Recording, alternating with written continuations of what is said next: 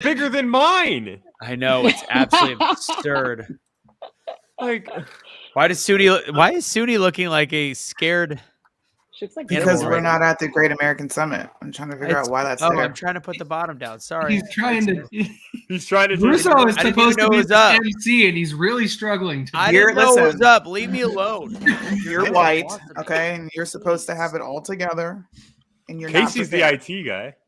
Well, I warned him. I told him what to do. Yeah, well, you could have taken it down soon. Or Any one of us actually, I don't know how to do that. You don't know how to take down an overlay? Yeah, you've been using StreamYard longer than I have. I don't use overlays. I'm pretty simple. I get on here, I run my mouth, and then I get off. Hey, I respect the game. I respect the hustle. Respect it. I do. Kevin, thank you for coming to the Great American Summit. We're gonna chat about this before we fully start the show as people are joining us. What was your overall thought of the first ever Great American Summit with American Snippets? Honestly, it was one of, if not the best I've ever been to. You know, I've gone to plenty of Turning Point summits. I've been to Western Conservative summits. I've gone to summits, man. I've climbed the Everest of listening to people drone on for hours, and this one, like, I was actually enthralled for basically every single speaker that was up there that I saw. And I don't remember the last time I was able to look at a speaker list and, like, looking back on it, be like, I am super glad I listened to every single one of them. Like, I've gone to the Student Action Summit for Turning Point USA, and I'll just be honest, there are absolutely speakers on the list where I'm like, I don't care. But this one was absolutely incredible. The people I met while I was there was amazing. For a first-time event, I can tell you that's going to be the smallest it will ever be. Yeah. It was unreal, and I just got to say thank you so much for inviting me and having me out there. It was an absolute blast. No, thank you. I mean, you helped immensely. A lot of the crew was out there. Rhonda, I see her in the comment box. I know Rhonda, Barbara, they were out there. Don Wilkins. The cool thing is when I looked back, because you could know who a lot of the speakers were beforehand, but not all. Mm-hmm. But you also don't know how they're going to execute. And honestly, looking back at the weekend, I was talking with Kelly. I was talking with my mom. I was talking with my buddy Joe. Joe was awesome. He came and visited. There was not a single person that I could say was the best or the worst. That's what made it so good. Like, unless every speaker is really bad. But every speaker was so good that there was no best and worst, except for, of course, Nick Vujicic.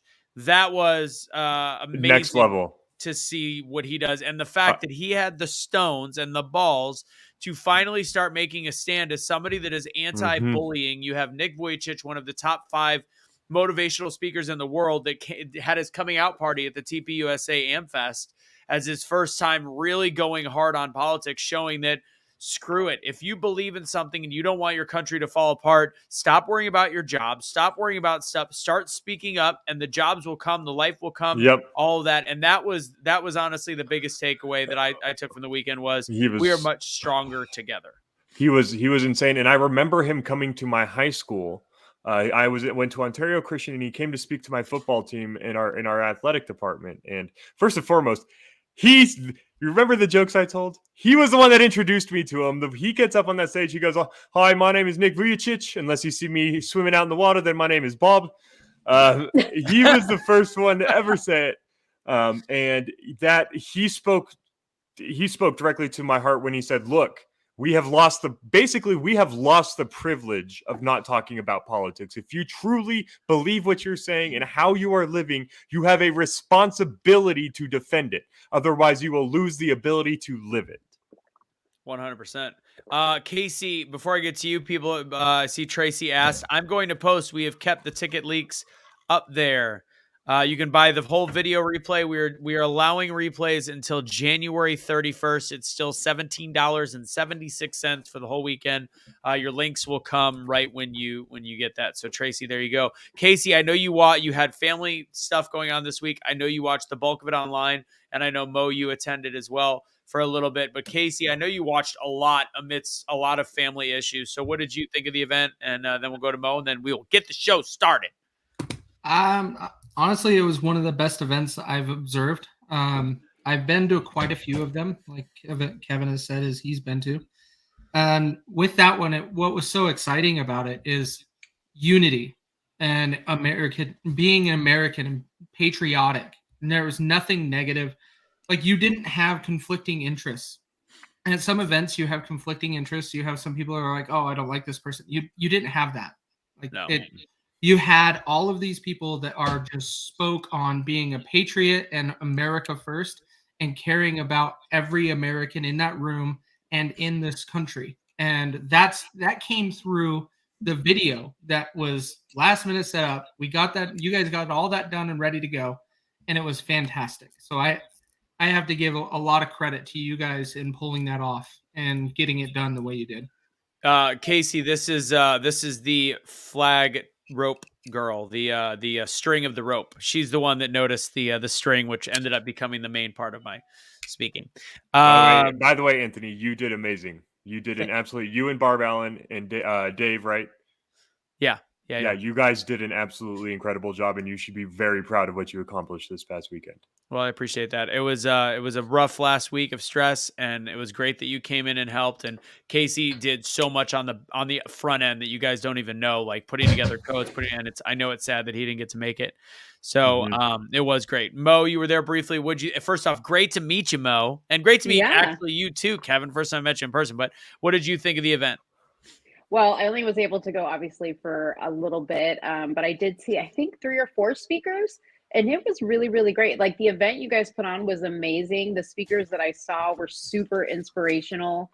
I echo the statements that it's always a good feeling, because I've been to these types of events before, to just be in a room of like-minded people who are all like on the same energy level, who all care about this country, who are patriots, and just kind of feeling that and like being with those people is an amazing thing. So you guys did a really good job. I wish I could have gone for both the days, but I had an audition. I'll give you the free replay if I haven't already, to make sure if you want to catch any little sure. Lastly, I had lunch with Bobby Sauce today, who's very, very funny. He's also very serious in person. But one of the biggest things, and we kind of recap the event, and this is where I'll end it here, is we really talked about the fact that we cannot continue to cannibalize each other. The left does the best job on the planet at being dumb, but together. You have people that think AOC on the left is the biggest idiot on the planet, and they're like, but she's one of our people. And I think that is the one lesson that I think we kind of need to take is although people are imperfect, we have to find a way to pick and choose our battles inside of our own group and party. And I think that's a huge thing to take away. So, all right, guys, without further ado, we're going to get the show started. We got a lot to talk about, but let's go ahead and cue the countdown.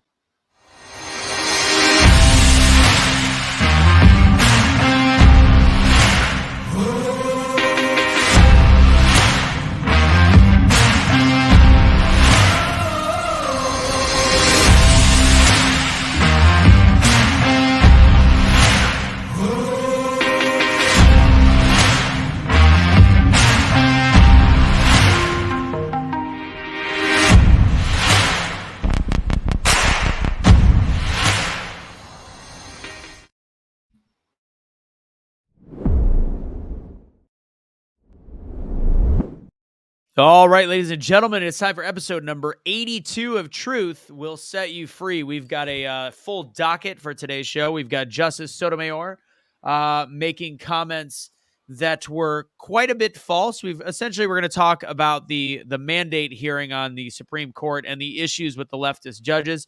We've got a story about a pig heart transplant. Soonie gets called the N-word. Yep, you heard that correctly. It's 2022. Misrepresenting patient numbers with the CDC is very interesting now that they're being honest. Weird timing. CDC is admitting that misrepresentation has happened. Ted Cruz goes ham on the January 6th protesters and kind of pays for it. We might talk a little bit more about the Trump vaccine. Got a lot to talk about, but it's time for Truth Will Set You Free. Introducing our cast. If you don't know, please share the episode out here. We got Soonie, we've got Kevin, we've got Mo, and we've got Casey. I'm going to go ahead and turn the names on the bottom. I realized that was off. Soonie, you haven't talked much. I know we were talking about the event, so please introduce yourself to the audience if they don't already know. Sorry, I was muted. Hello, guys. I'm Soonie. I'm probably, I think, the most subjective here. And yeah, I mean, I don't really know how to introduce myself. I really don't. I think it's awkward to have to introduce yourself. Does anybody else think that? Yeah. You ever get like, when you're when you go to like your class for the first time and your teacher's like, "Hey, introduce yourself and tell us about you," and I'm like, Jay-Z's got no problem doing it. Who? Let me introduce myself. My name is Mo. I know you're relatively new to. What was that too white for you, Soonie? Come on. Mo, go ahead. You're going to be on as many episodes as possible from this point forward on Truth Will Set You Free. Introduce yourself again to the audience if they don't already know. Yeah. What's up, guys? My name's Mo, also known as Let's Talk Darling on Instagram, YouTube. Follow my YouTube channel, please. Facebook. I'm not on Twitter for those of you guys that asked me. And that's it. Just follow me. Let's Talk Darling everywhere. Excellent. I'm actually going to throw a little bit on your microphone. Give me a check 1, check 2, Mo. Check 1, check 2. Does that sound a little better on your guys' end? Yeah, I bumped it up a bit. Cool. All right. Let's get right into it. I'm going to go ahead and throw by the way, if you want to support us, since everything's been demonetized, our Patreon is on the bottom, patreon.com/BetheChange USA. Please support us there. And then also a great way to always check us out is #BetheChange.com/podcast. When you get to that website, put your email address in there because hopefully in the near future, we'll be shifting to other platforms. That's going to be very important. And you'll find us on there, whether it's going to be Getter, Rumble, all these different places, or our own line, our own stream. We'll figure it out. What is Casey shaking his head at? What is the matter? There's a lot of concerns with Rumble right now. Why? And Getter. Whoa. Getter or Rumble? Rumble. Rumble's servers are actually based in Canada, and they're pulling a lot of content. Really? The thing about it is Rumble's board, though, will move the servers. They're trying. They're trying to move them to Florida. Try. But you can't keep your content. If it's already gone, what's going to happen? Well, Can't they move the server farm? Well, you can, but it takes time. Yeah. No, it does. I was wondering about that because I've heard all the conservatives talking about, the Getters and the whatever, and they're not bringing up Rumble. I'm like, what happened to Rumble? Well, I guess we know. Odyssey. I said Odyssey before. Odyssey's where it's at. What was that other BitChute? What happened to BitChute? It's still there. Yeah, it's a little too flat. Yeah. Okay, let's get kicking with Supreme Court. Supreme Court mandates, they have their hearings, and they talk about whether or not to make a mandate for the V that we've been talking about forever.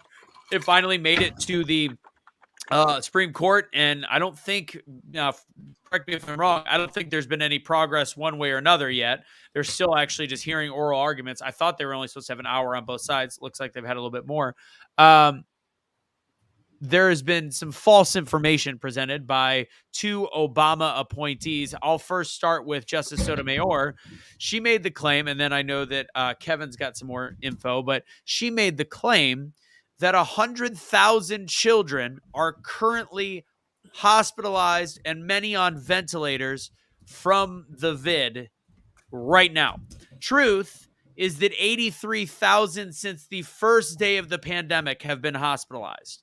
And we actually are at 3,500 currently, and of which the normal average of how many are hospitalized with COVID or hospitalized from COVID is about 40%.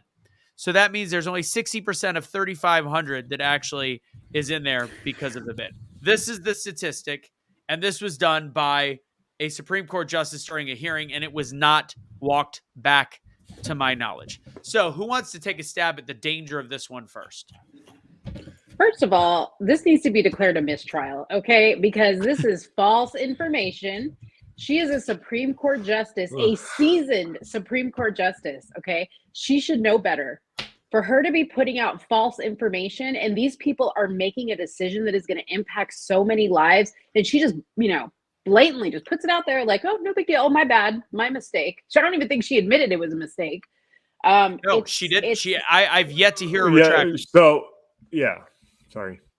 Anyways, I think that alone, one Supreme Court justice going off of information that is not just a little bit false, but grossly false, done. I don't need these people making decisions for our lives. No thanks. Kevin, go ahead.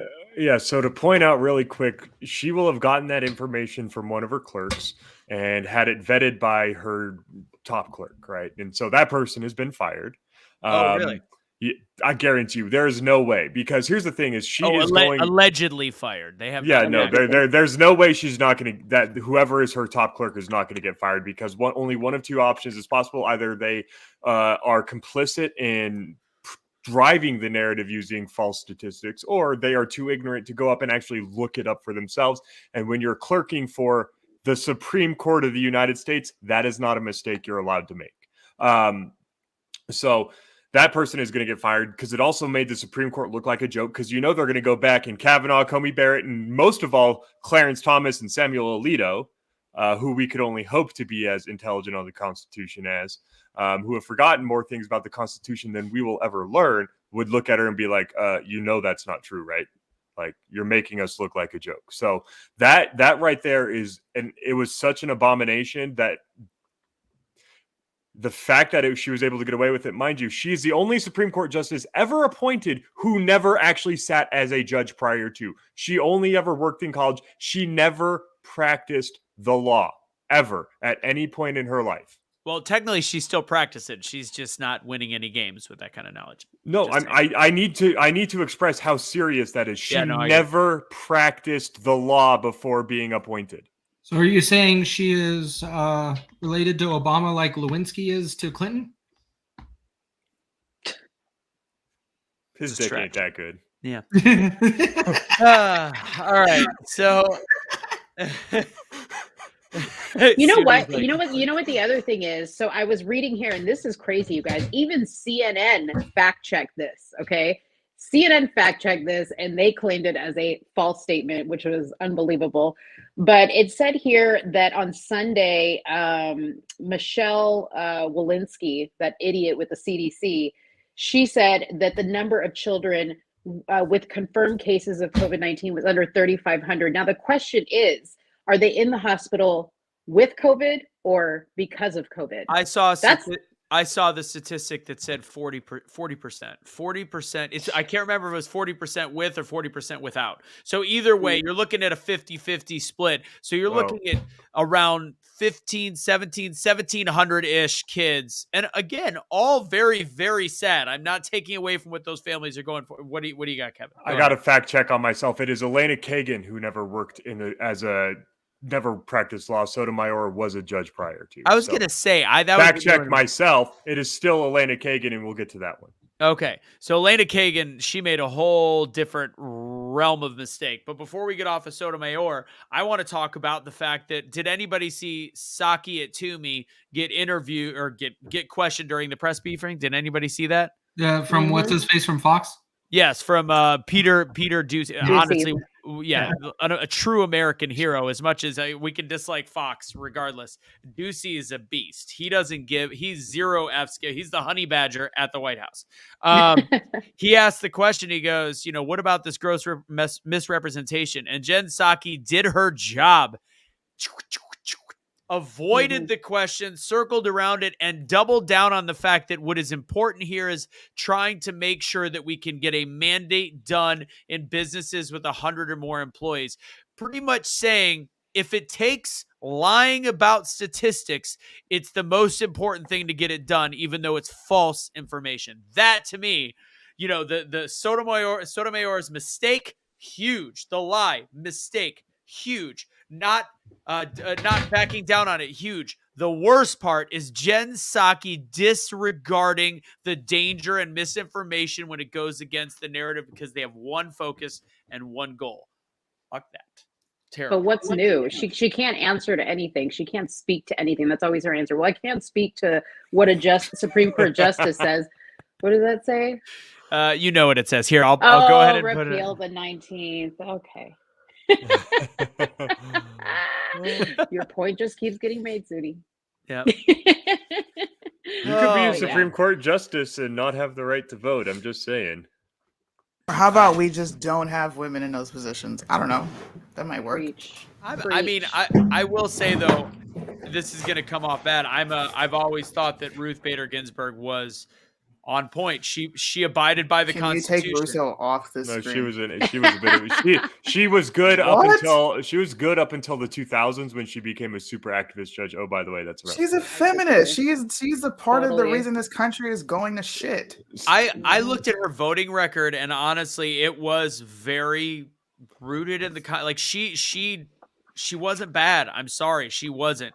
The one thing that I think people take with them is the fact that her granddaughter or niece, before she passed away, decided to say, like, she said that her wishes were that nobody replaces her till the next president, which I don't believe she ever said, because she was such a constitutionalist, whether she was a liberal or not. She was such a constitutionalist that goes against the Constitution. And I can't imagine her dying wish. I cannot imagine her dying wish being to go against the Constitution. I'm pretty sure before she died, there was an interview of her saying that the Constitution, like, that she wouldn't support anything like that because the Constitution says it is their job to fill the vacancy. Right. No, exactly. And that's why it was all, I don't know. I don't agree with all of her voting, but the way that her what do you call it when they do their write-ups on why her opinions. Her opinions I thought were very sensible. But she was an activist in her time, but even in her time, being an activist was still it was nowhere near where activists what it is now. Yeah, no, and so she still used the Constitution to make her arguments. Yeah, absolutely, which is fair. All right, go ahead and get into Alina. And by the way, I didn't even know you could be a judge. And it's interesting you brought up her. I didn't know she was a Supreme Court justice without being a judge. I did not know you could be a judge and run for a judge without having a law degree. My a friend of mine is running in Dallas, who I'm actually going to be definitely you supporting. absolutely can. Lauren Davis in the Dallas area will be running for judge. I'll be supporting her. But anyways, go ahead. Yeah, in fact, one of the number one arguments for why you would elect someone who is not known is because it invokes a level of common sense that the judicial system is not used to. But so Elena Kagan, who is the only justice, she practiced at a private law firm for maybe like less than a year. And that's all she had. From there, she immediately went on to professorships. She was the deputy solicitor janitor. Janitor? It's a hell of a job. Deputy solicitor general, and then she was the dean of Harvard Law. And that's when she got appointed. But she came out and she was saying that she did not understand why the states had the right to do something and not the federal government. Why the federal government wouldn't have the right to do it. And so I guess all her time at Harvard Law School, she never made it past the 8th Amendment, is what she's saying. Or she just skipped the 9th and the 10th and hopped right on to number 11. Kevin, who is she an appointee of? Oh, she was appointed by Mr. Barry Obama. So both the current idiots on the Supreme Court that are not abiding by the Constitution nor facts are both Obama-appointed judges. Got it. I just wanted to make sure I had that right. Surprise. Yeah, and she is Trump's pick are just as shitty, bro. They haven't helped the American people none whatsoever during this pandemic.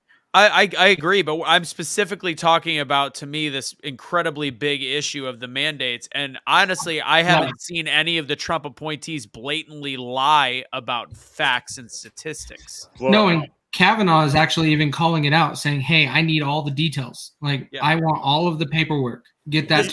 This is happening because of Kavanaugh. They were in favor of lockdowns, and some of them are in favor of mandates. So which one? Favor of mandates? No, they weren't favor. I think everybody was in favor of lockdown because nobody knew what to do. The thing is that the argument being made in front of the Supreme Court is that the states have a right to dictate mandates, because they do. That is not a right dictated to the federal government, so therefore a state can't. And so they upheld that. And conservatives don't like it because they stick to the Constitution. That's the difference. That's how you tell the difference between a good judge and a bad judge, because we inherently don't agree 100% with what is written. They are going to make decisions that we disagree with. Right. And that's how you can tell. Find a leftist that disagrees with any decision that Kagan, Sotemayor, and Breyer have made, versus find people on the right who have disagreements with the conservative judges. That's how you know they're doing their job right. Neil Gorsuch is the most anti-government human being on that bench, and he was the responsible vote for returning half of Oklahoma to Native American lands, because he said, screw the federal government. They have to live by their treaties, and they didn't do it. This is the problem you're creating when you don't do it. And he stuck by it. And people in Oklahoma are pissed. Conservatives in Oklahoma hate him for it. So you know what? Completely read. He was sticking with his principles on it. So that's how you know when justices are kind of doing their job. But what Elena Kagan said is one of the most egregious things I've ever heard a Supreme Court justice say. And I've listened to probably about 200 hours of Supreme Court opinions, read and spent a lot of time reading them. I have an entire book filled with Supreme Court opinions over there. Outside of Dred Scott, okay, people who know the history of the Supreme Court, outside of Dred Scott, what she said is the stupidest thing the Supreme Court's ever said. Well, so what are we thinking? Let's just wrap this part up. But what are we thinking based on the arguments? Have we been allowed to truly hear all of it? Because I've only heard the sound bites. You can hear all of it. You can go to I oea.com. listened. Did you listen to a lot of it? So Mo, I'll let you speak on this. What are we thinking is going to come from it, based on what you've heard? Based on what I heard, I honestly don't know. I mean, there's no telling. I didn't listen to the whole thing because I think it was like 2-3 hours worth of stuff, like people speaking and giving facts and whatnot. But the people that they have, I don't know what they called it, this level, testifying or experts or whatever it is, it's just so much BS. And I don't know what to think. I honestly do not know where they're going to go with this. I really don't. The fact that, the date came and went, Monday came and went, and they didn't issue a stay or anything like that, it's concerning to me. It's concerning to me that it's even going to take this long. I mean, it should be a clear-cut decision that this is not constitutional whatsoever. Yep. Well, I guess we'll find out. So you said that the day that we should find out should be tomorrow-ish? I don't know. Oh, I'm no, not no, sure. no. I was trying to find. So they're going to hear all their cases. Actually, the OSHA one might be an exception, but generally they hear the cases and then they spend time coming up with the opinions, and they'll release it because of the OSHA's emergence. It could potentially, but they're not going to come out with it tomorrow. It's going to take some time to write up those opinions. It's Friday. We're supposed to have an update of some sort. No major progress. Got it. Speaking of the mandates, I will be having a show most likely tomorrow evening with a nurse that was fired over the mandate. Possibly her and her other nurse that she was on her day off, and she has video of legitimately them coming to her house and like serving her papers at her home, and she recorded it. So we're going to have her on, and hopefully we can get that interview going, and maybe she can make her way up the flagpole. Because they've been letting her work for 3 months, and now they just decided to squash her again. So we'll talk about that tomorrow. Anyways, guys, do us a favor as we go to the next topic. As I scratch that off, hit the like button, hit the share button, and also let's just trip the algorithm right now by everybody doing hashtag BetheChange in the comment box right now. Everybody, go now. We got to hit the we got to get more people in here so that Matthew Brown's comment right there. We need to spice up Soonie. We got to spice up Soonie. I'm sitting here listening respectfully to everybody. I'm not bored. Stop fucking overreading my face. I'm chilling. I'm listening to everybody. If I was bored, did you hear that, Matthew? Here. Matthew just got doing that shit. Matthew got the smackdown. You just got bitch slapped by Soonie. Speaking of bitch slapped by Soonie, let's go straight into you getting called the N-word by some asshat on your Instagram live. Soonie, that was like the one thing I was able to watch this weekend. So tell everybody about it. I don't want to play it because it was that egregious. Thank you for all the comments. Appreciate it. It doesn't get any worse than that guy. So explain what happened and how it happened. We were doing There's something I went on during AM Fest at an after party, and all these groypers, which are Nick Fuentes followers. Anybody who doesn't know Nick Fuentes, he's a gross. I'm sorry. He's not that bad, but he's his not. Followers they are. I had Joe on, and he was the guy who threw the party, and he felt comfortable coming on a live with me. He was like, "I'll do the Q&A with you, and you can moderate." So I was moderating. And all the groypers are coming on. One of them called me Harambe. And it doesn't bother me. And this guy requested to come in. So I'm getting everybody in and out to ask their questions. And his turn came up. I hit accept. He's on the phone. And he was like, oh, gosh, he's in a room with a bunch of niggers. And yes, I'm going to say it because it's a word. And I was like, yo, somebody clip this. Somebody clip this right now. And he's acting like he doesn't know he's live, but he looked dead at the camera like, oh, I can hear people talking. And then he's like, oh, crap. And he gets off. And he got back on the live. And I don't have this clip because when I went to record it, there was no sound. But he gets back on the live and I said, you know, what black people do you refer as that? And he was like, I was talking about Antonio Brown. I said, well, okay, How does Antonio that Brown make is it not okay? in a room full of niggers, but okay. Okay, I said, so you talk about Antonio Brown and you call him the N-word? He was like, look, it was a private phone call. I didn't mean for you to hear that. And I'm like, bro, I honestly don't really care because you calling me that, it doesn't hurt me. It just makes you look retarded. Hey, So I'm giving them chance after chance after chance. I'm like, listen, I don't care, okay? Because I know black people that call white people crackers, honkies, and everything else. It's common. People say racial slurs. Let's not get all up in arms about it. And he would not take ownership for it, which really set a fire underneath my butt to expose him. If you're going to say something on a live, on the internet, then you better be able to stand behind it. Anything I say on here, I'm going to stand on it 10 toes down. How He just wouldn't do it. how in God's name, like, it doesn't get any dumber. No offense. It's like it's the same as somebody being on a hot mic and not knowing they're on a hot mic, but it's like Fauci. you're about to be on a live. You're about to be about to come on. Wouldn't you be a little bit careful? Like, if you're an asshole that still uses that word, wouldn't you kind of be like, blah, blah, blah, blah, blah. I should watch my mouth right now. No, N-Bob. Like, I don't. Does he have any kind of following whatsoever? Yeah. was it Killstream? He has like 20, No. what is it, It's 20K, Weston Walker. Soonie? Oh, wow. Yeah, he's got like 20. Weston Walker. Yeah. So So But look, the long- wild part, oh, you're going to tell this part Go about ahead. him threatening you? No, you tell it. Oh I yeah, didn't even know. yeah. So after all this is going on, mind you, I'm still doing lives. I was in lives for probably about 5 to 6 hours that day. I finally get off and he messages me and he's like, "Are you gonna post that?" And I said, "What are you worried about? I thought you believed in free speech. You kept saying it's freedom of speech. I can say these things." And I said, "What are you worried about?" And he was just like, "Fine, don't erase it, but I'm going to have my 20K followers mass report you." And I said, "Do it, do it." And I wasn't giving in to him, so he's like, "I'm going to call the police." And I said, "Call him. Matter of fact, I'll call him for you, and I'll tell them you called me the N-word, and you're mad because I exposed you, and now you're threatening to sue me." Yo, he pulled all the stops out. And I don't know if he thought because I'm black, I was going to be scared and be like, "Oh no, 5-0.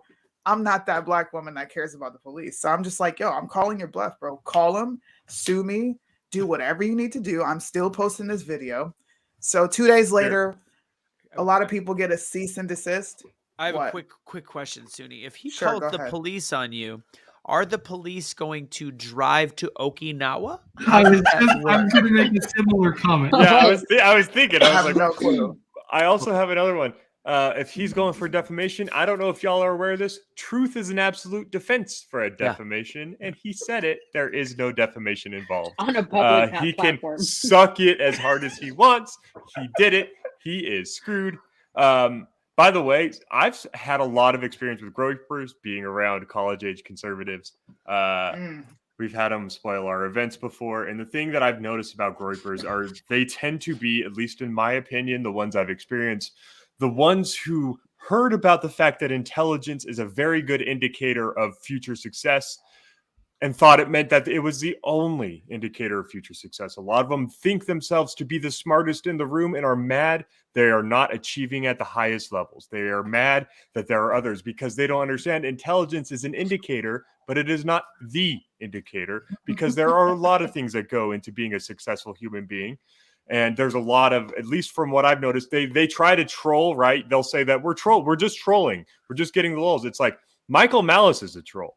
He knows how to say things in an intelligent way that absolutely trip people up and piss them off. Exactly. Just saying the N-word, I would react negatively to it. And I guarantee you, most of the people that would say this to you would not say it in front of me. They wouldn't say it in front of you. They are not the kind of people that can defend themselves because they are not well-rounded human beings. Yeah, they're not. And So long it's story short, he's like, So, yeah. "Hey, sorry to interrupt. you need to stop talking about this." Like he literally went on Google, got a template for a cease and desist, and sent this out to each one of us individually because the post went viral. Like it went viral on TikTok, it went viral on IG, and he's like doing damage control. Now, mind you, he will not talk to me. The one person that he should be talking to, he won't talk to me. He just hit up Tyler and was like, "Bro, pull up." And he gave his address. Truth gave is his an address. absolute Asshole, defense. man. Truth is an He's- absolute defense. It was funny. There is and no the- expectation the- of privacy. The main reason I did post it is because a lot of conservatives act like there is no prejudice on this side, and there absolutely is. Whether they do it to your face or behind the door, these Yeah. people are no different than the left, which is Yeah. why I'm done with the whole Republican, Democrat, conservative, liberal thing. There you go. Everybody's bad, man. There's bad apples in every bunch, and these people call themselves conservatives. And you know what's funny? He took a picture with Candace Owens, bro. Of all people you could take a picture with, and you're running around saying this where you took a picture with Candace Owens, and he said Candace, Brandon, and Bryson, they are the good blacks, but the Wow. other blacks are niggers.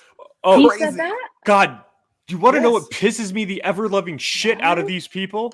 They're the same people that will say it is I shouldn't be held if ever a liberal black person talks to them and mentions the topic of slavery. How can you blame Oh yes, the fact? But you know what else they'll fucking do? They will take credit as white Nancy. people, quote unquote, yes. for the success of white Judeo-Christian values. I'm sorry, no. You played just as much a part of that in that as you did in slavery. If you want to take Crazy, credit for man. one, you're taking credit for the other. You do not get to take credit for white Judeo-Christian values, as you quote unquote call them. It was funny. It People is- should just laugh at it, man. I laughed Yeah, I at know. it. I wasn't bothered by it. Hey, Soonie, of is people, any of your pages still up? Well, I'm trying to find the actual post. What is your current? It's Where- Soonie _the_middle_child. Why is Soonie turning on so many conservatives? Maybe she should be a Democrat.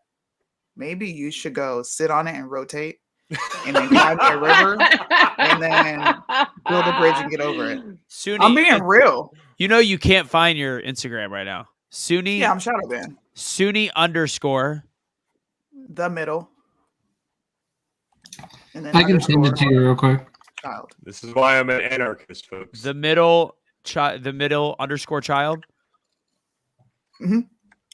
Here, I'll show you. So I'll you pull it have up to, so you can see it. you have to perfectly type it out. You in have to order- perfectly type it in. Wow. I'm hella shadow banned. That's crazy. You got shadow banned because someone called you the N-word. Where- exactly. Where I'm shadow banned because I don't placate to either side. Oh, there it And is. that's what people want from me. And I'm not a robot. I'm gonna call it inconsistency where I see it. Oh, Dude, what the geez. hell Like, is it's that lady funny. with the boobs? It's funny, bro. A conservative can call me an N-word, and if I choose to call them out, I'm turning on conservatives. Like, please make that mental gymnastics make sense. Yeah, no, that doesn't Like, work. please, was I supposed to shut up and not talk about it and be a good little token black Negro? No, like, I don't this understand is what the you want from this me. is the perfect time to hold a conservative accountable. I talked in the beginning of the show Yeah. about making sure we're all on the same team, but I think there's certain things like dropping N-bombs and there. I mean, Well, that's up there on that. We don't want. There's very few people that we don't want that have similar beliefs. Those are the people we don't want. I'm sorry.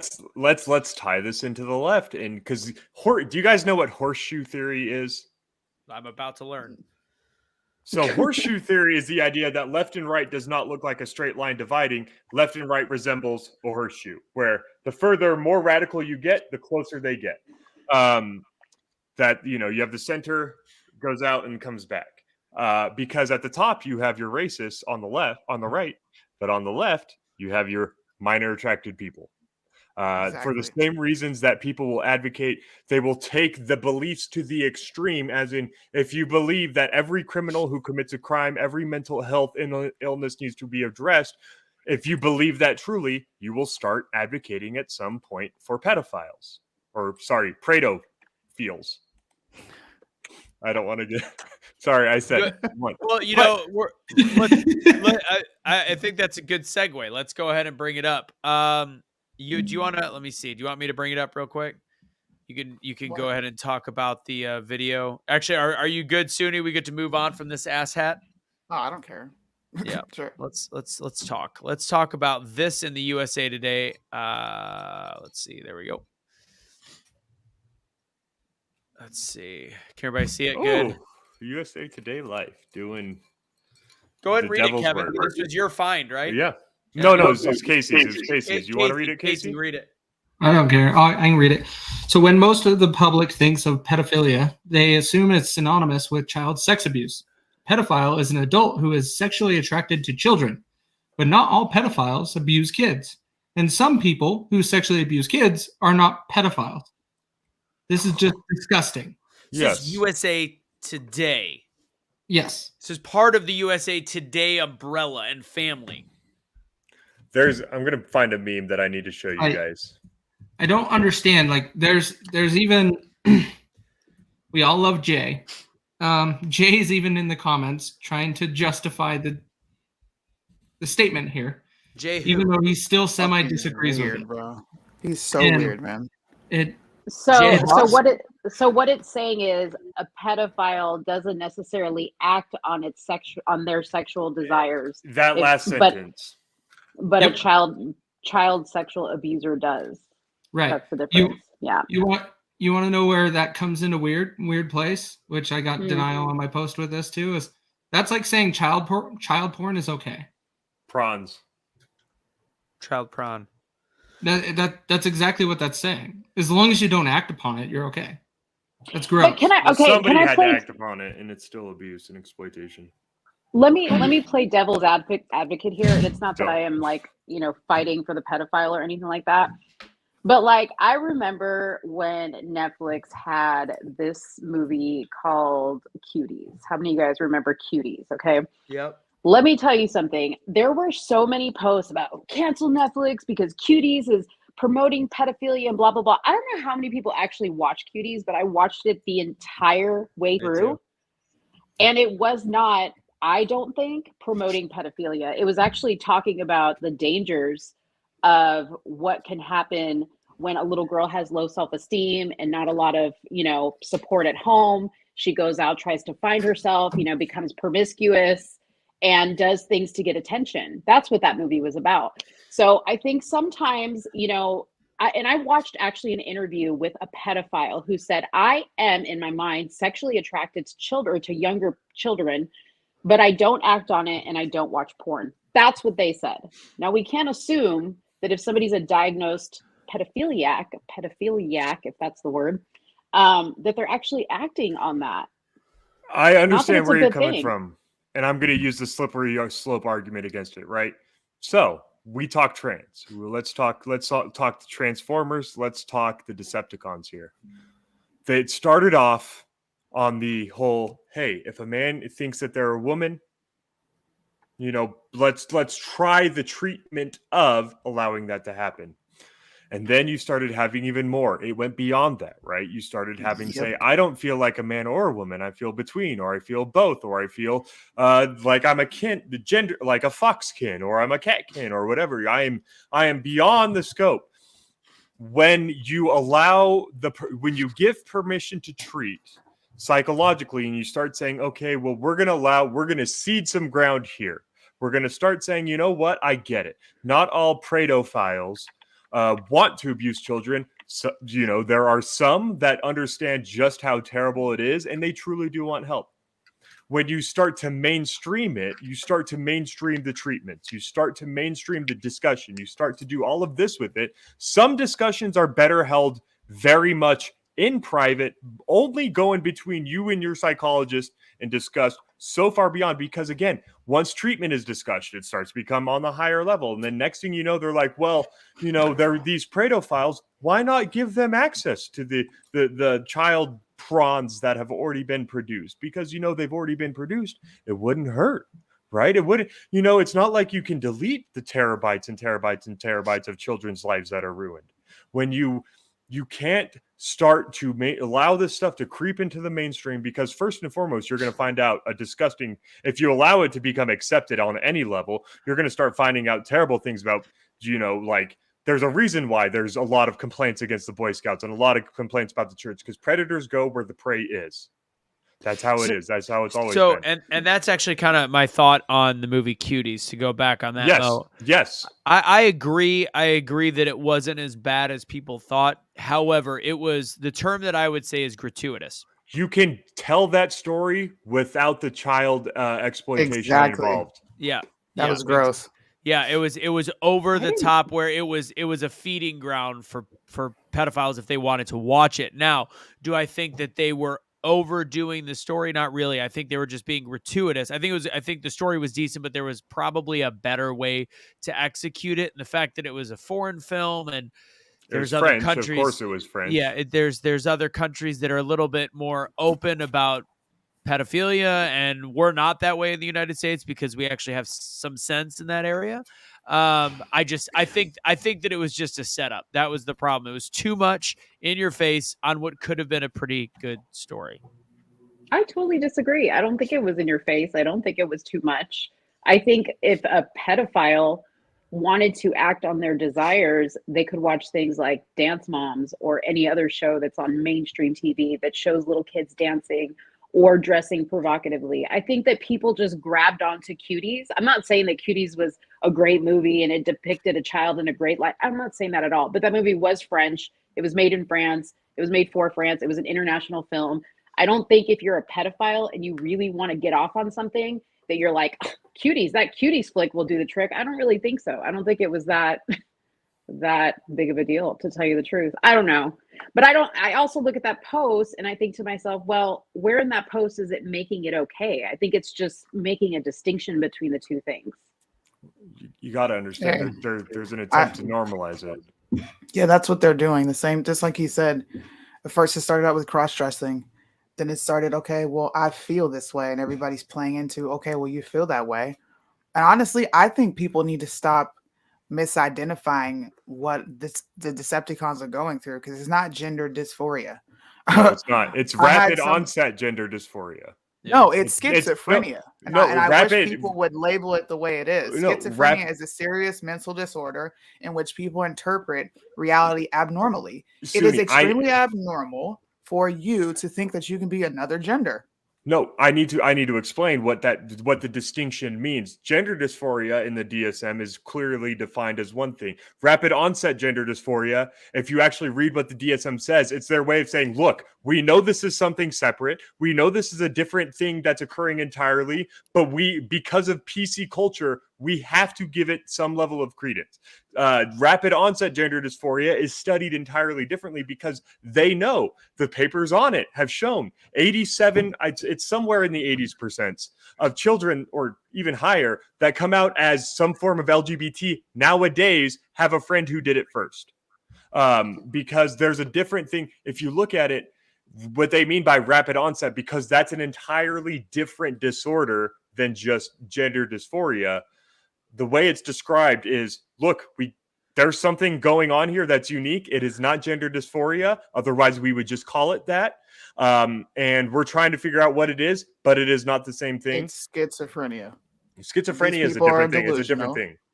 It's a different thing. They are interpreting reality extremely abnormally. Okay. That's not, yeah. It is not normal. I had an uncle who was schizophrenic. Yeah. I grew up with this. But he thought he was someone else. Rapid onset. Literally thought he was some. Listen, I don't really care. I'm telling you what I'm deeming this as. This is just, I think it's schizophrenia, and I think people need to call it spade a spade. Stop trying to package things up nicely and give it correct PC That's not what I'm doing. They're dealing with something. Bottom line. No, Soonie, there's schizophrenia is actually an objective reality because your brain is actually projecting this. Rapid onset gender dysphoria is more akin what to are transsexuals doing? No, this is different. The asexuals, the non-binaries, all this stuff that's going on is different than gender dysphoria, because gender dysphoria is I'm a man. Trannies. I know you are. I know you are, but that used to just mean a man who thinks he's a woman or a woman who thinks he's a man. There is something else going on, and that's what they're trying to address, because it is more akin to today's punk kids and metalheads and super stoners that you met in high school than it is your actual gender dysphoric. There is something faddish about it. There is something that is just completely culturally produced rather than what they believe to be genetically produced. There is something different about it. There is influence behind it. There you can influence rapid onset gender dysphoria by being a teacher and telling your children, your students in kindergarten, that gender doesn't exist the way you say it is. Molly is not a he or she. Stop calling her that. Tommy is different than Molly goes to a psychologist, is at 15 years old, is deemed to be a male trapped in a female's body, and ends up living that way for the rest of her life and suffers a 40% plus suicide rate. Those two things are different. And schizophrenia involves an actual projection by your brain that legitimately, and I mean legitimately, distorts what we're... No, and yes, there's rapid onset gender dysphoria is not legitimate. It is a fake reality. It is something that is given into by society and influenced by culture. It is an interpretation, and it is something that is entirely subjective. Essentially what Kevin is trying to say is that gender what did you call it? Something with rapid onset is a made up fake situation, not to be confused with even basic gender dysphoria.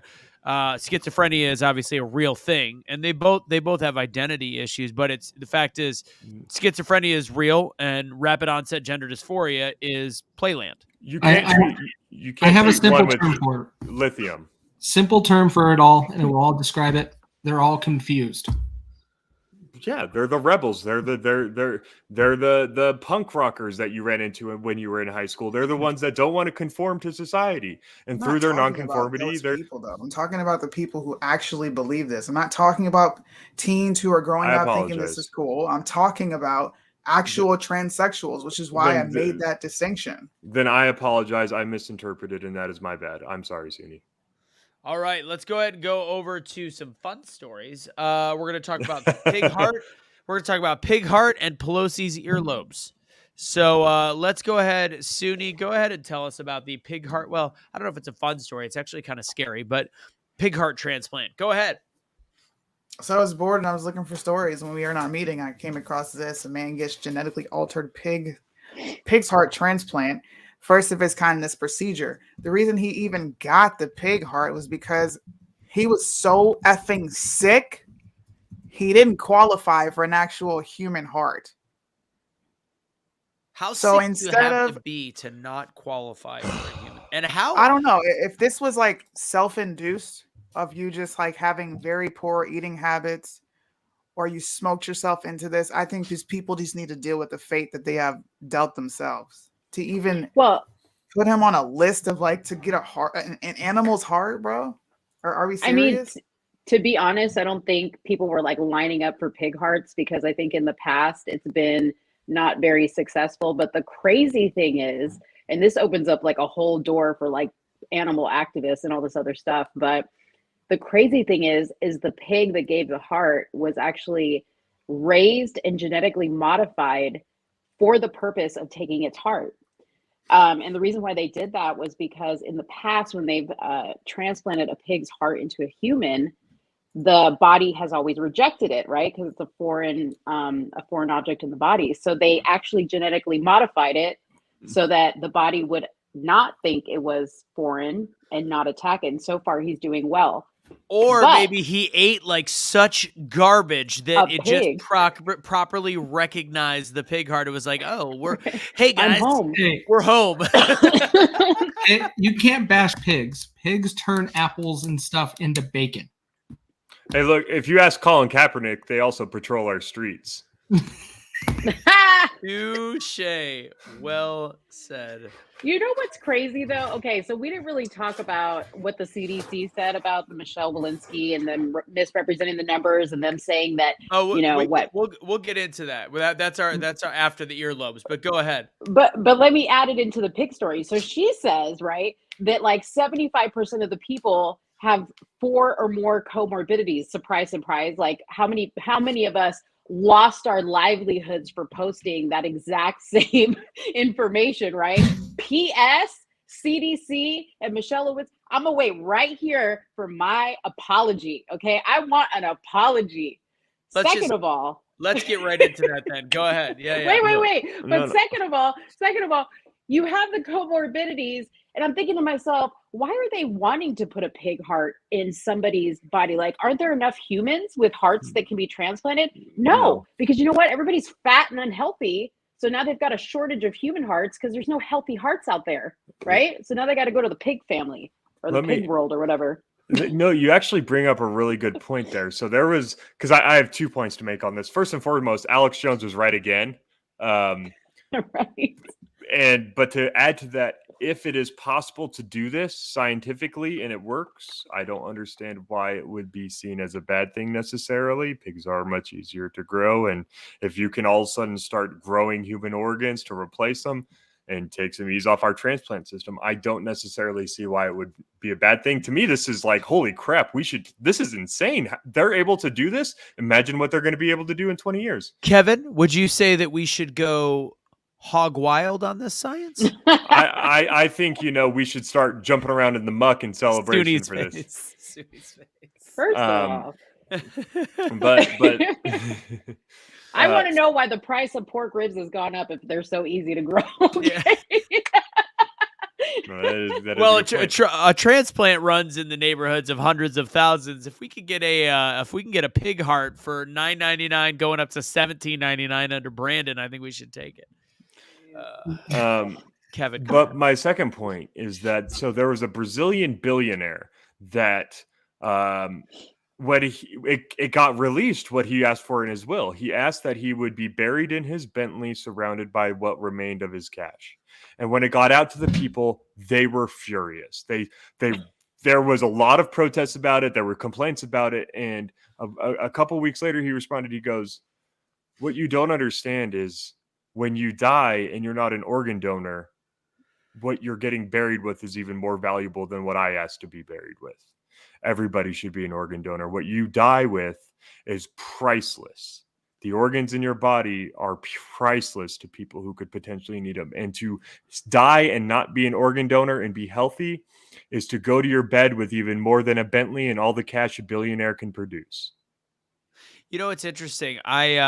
I remember as a kid, like the trepidation of being an organ donor, because there was a rumor, and this would be considered dangerous misinformation in this world today. Yes, it is. I know where you're going. It's 100% and they used dangerous. to say, just be careful about being an organ donor, because if they see that, they might let you die earlier. That's all that went through my head for years when I was younger. Completely not a fact. That was like, now these are the same kids that are, believing, at the age of 14, they cannot wait to grow up and vote Democrat. Same as probably what I was. But when I was in my early teenage years, or like getting my license, that's right, we're getting my license. Everybody, that was the thing. That was back then. That was what everybody talked about in 1998, was be very careful about being an organ donor because they might let you die sooner so they can harvest your organs. How ridiculous is that statement? That's if you crazy. ask any ER doctor, it's 100% bullshit. Sorry for my French. If you ask any doctor, it's crap. The Hippocratic Oath prevents it. They do not look at that kind of stuff. That is something that is discovered by the coroner post-death, or that is something that is only looked upon post-death. What's the last time you've seen an ER doc be like, license, quick, organ donor, we're good. Let's just let this. And that to me is more criminal misinformation than anything that is being spread about COVID. Anything. Unless you're talking about the fact you're lying about how many children. So let's get right into the CDC. We'll laugh at Nancy Pants's earlobes and eyebrows. I know somebody said eyebrows. Yes, the eyebrows. I don't like to talk about appearance, so the earlobes are funnier to make fun of, even though I did make a post comparing the two eyebrows, but whatever. So CDC Director Walensky, finally, after a year of us saying the same sorry Nancy in advance fucking thing, the misrepresentation of patient numbers, she was trying, and I have a belief system on why she's doing this, maybe, but she said out of the 840,000 deaths, 75% of them, 75% had four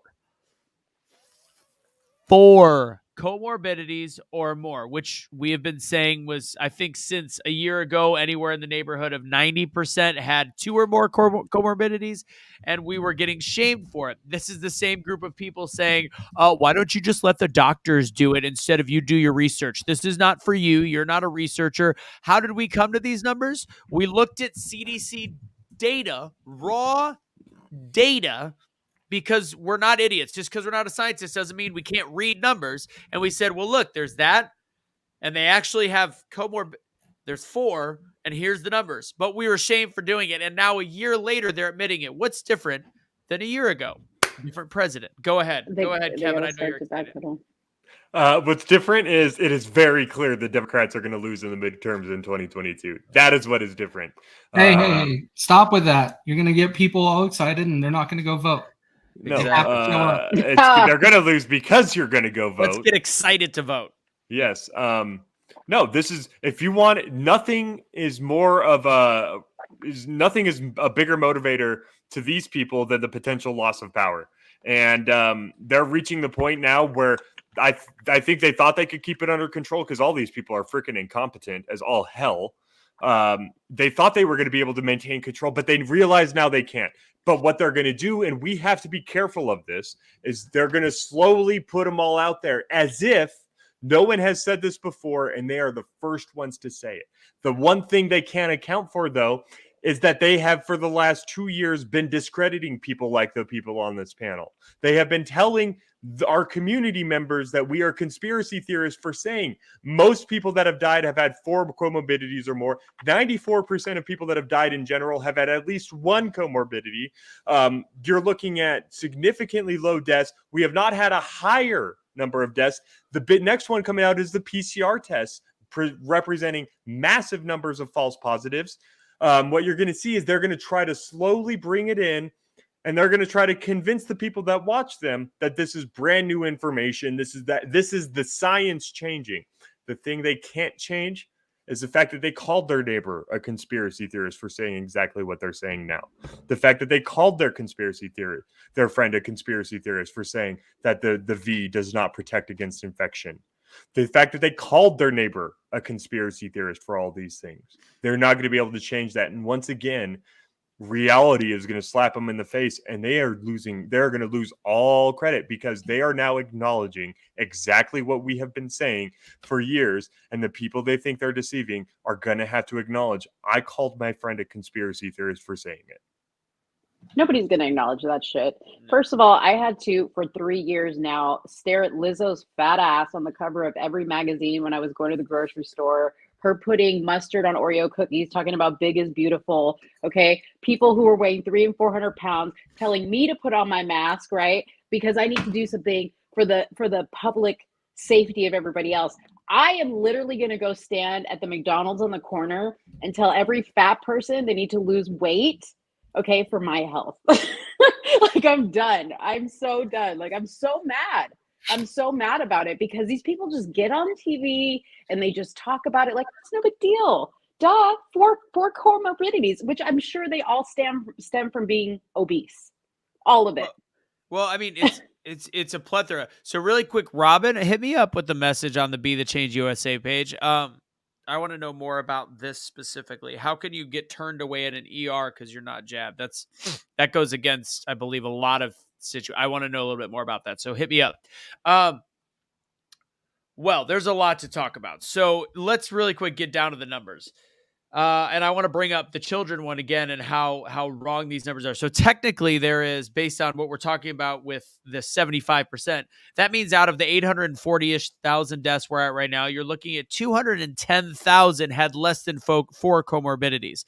And then let's not forget that a single comorbidity is enough to be something that will kill you. Something like obesity massive obesity. Also things like terminal cancer. If you only have one comorbidity, that's one, and that's enough. So who knows the actual number of real healthy people that died from COVID at this point, but we know that it's less than 210,000, and we can assume that it is probably in a range of numbers that is not out of the range of normal situations and causation deaths that happen last minute. Now the children, I'll get to you in a second, Kevin. The children number, the chances of being a child right now hospitalized is 1, and this is including those that are hospitalized with COVID, not just from COVID. 1 out of 21,714. That's the chances are 1 out of 21,714, which means your percentage is 0.00004%. That is your chances of being hospitalized right now as a child, which they are making that as their selling point. And that is why children are being mass V'd right now, 5 to 11-year-olds. Let's just do it to everybody when there is less than a fraction of a percent chance that they will be hospitalized with COVID. Yet let's really quick hint at the whatever numbers that are at a 500% increase in the teenagers. We don't know yet on the children, but they are seeing an increase. All these different things. Let's just not realize the associated risk. Anyways, I know, Kevin, you were about to talk. Go ahead. Yeah, no, it is absurdly low in children at the very least, which is the only thing we really know. If you just look at it, the fact that between 18 and 45 last year, the number 1 cause of death was not COVID, it was drug overdose. The number 2 cause of death was not COVID, it was anybody? Take a wild guess. Suicide. Yeah, that's right, suicide. Number 3 was COVID, just ahead of car accidents. As far as I think car accidents might have beaten out.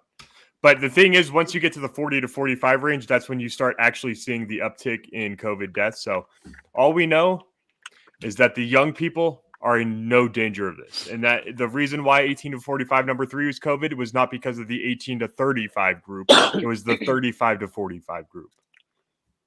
Yeah.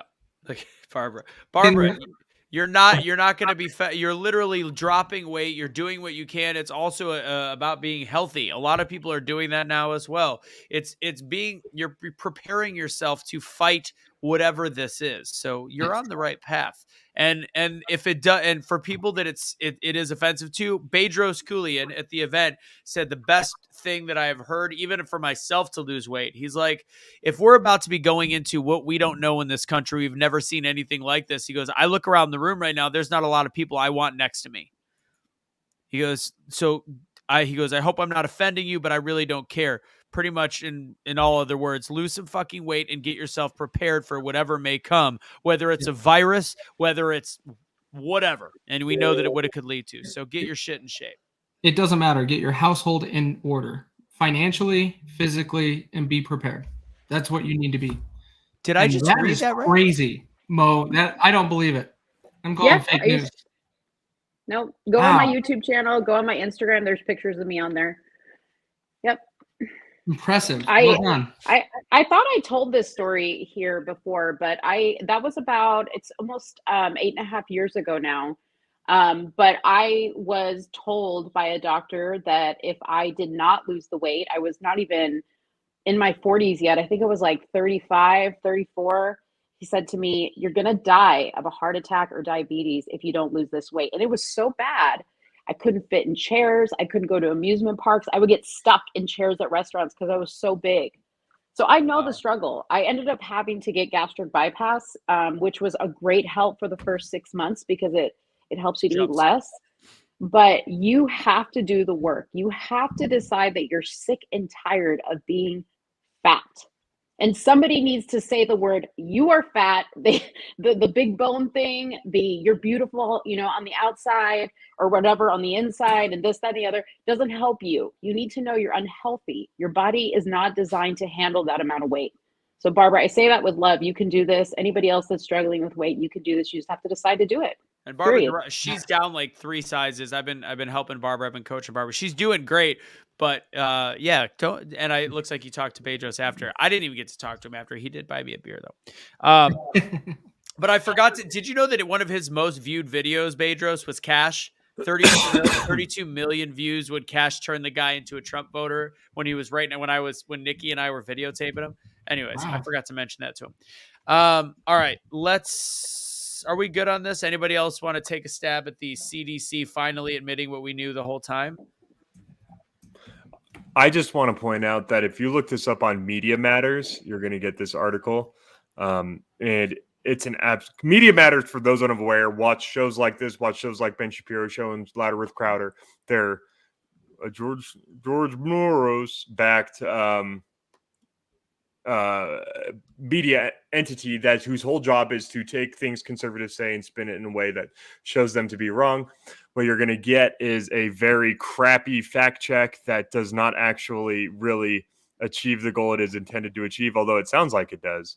If you look through it, they try to discredit Martha McCary, saying that she is not a Johns Hopkins because, to begin with, there is no Johns Hopkins study, although Martha McCary, MD, MPH, the author, is a professor at Johns Hopkins School of Medicine. That doesn't make it a Johns Hopkins study. Who else produces these things? I don't know. If you work for the school, it is credited to the school. That's the whole point of this. They're going to say it looked at a grand total of 3 children. I don't think she would say, and I quote, we analyze approximately 48,000 children if they only looked at 3 children, because all you have to do is look at the thing itself. So what you're going to find is like, they're going to say found that 25% of children who died with COVID had no pre-existing conditions among 121. That still means that 75% of children that are dying with comorbidities. But if it follows the regular fact pattern, that should be about 6%, which would still leave it in the low double figures. This is what you need to watch out for. Fact checks that claim to be fact checks, but don't actually fact check. Listen, this is good phrasing. Not only was COVID a leading cause of death. A leading cause of death means whatever arbitrary level you set for what qualifies as a leading death, be it 100, be it 50, be it 20 different causes of death, it is one of them, right? That is intentional framing. It was not one of the highest. The soccer moms putting face masks on their children is still a higher leading cause of death than the vids. Theoretically. Yes, theoretically. Sure, the numbers of COVID deaths in children are far lower than those in adults.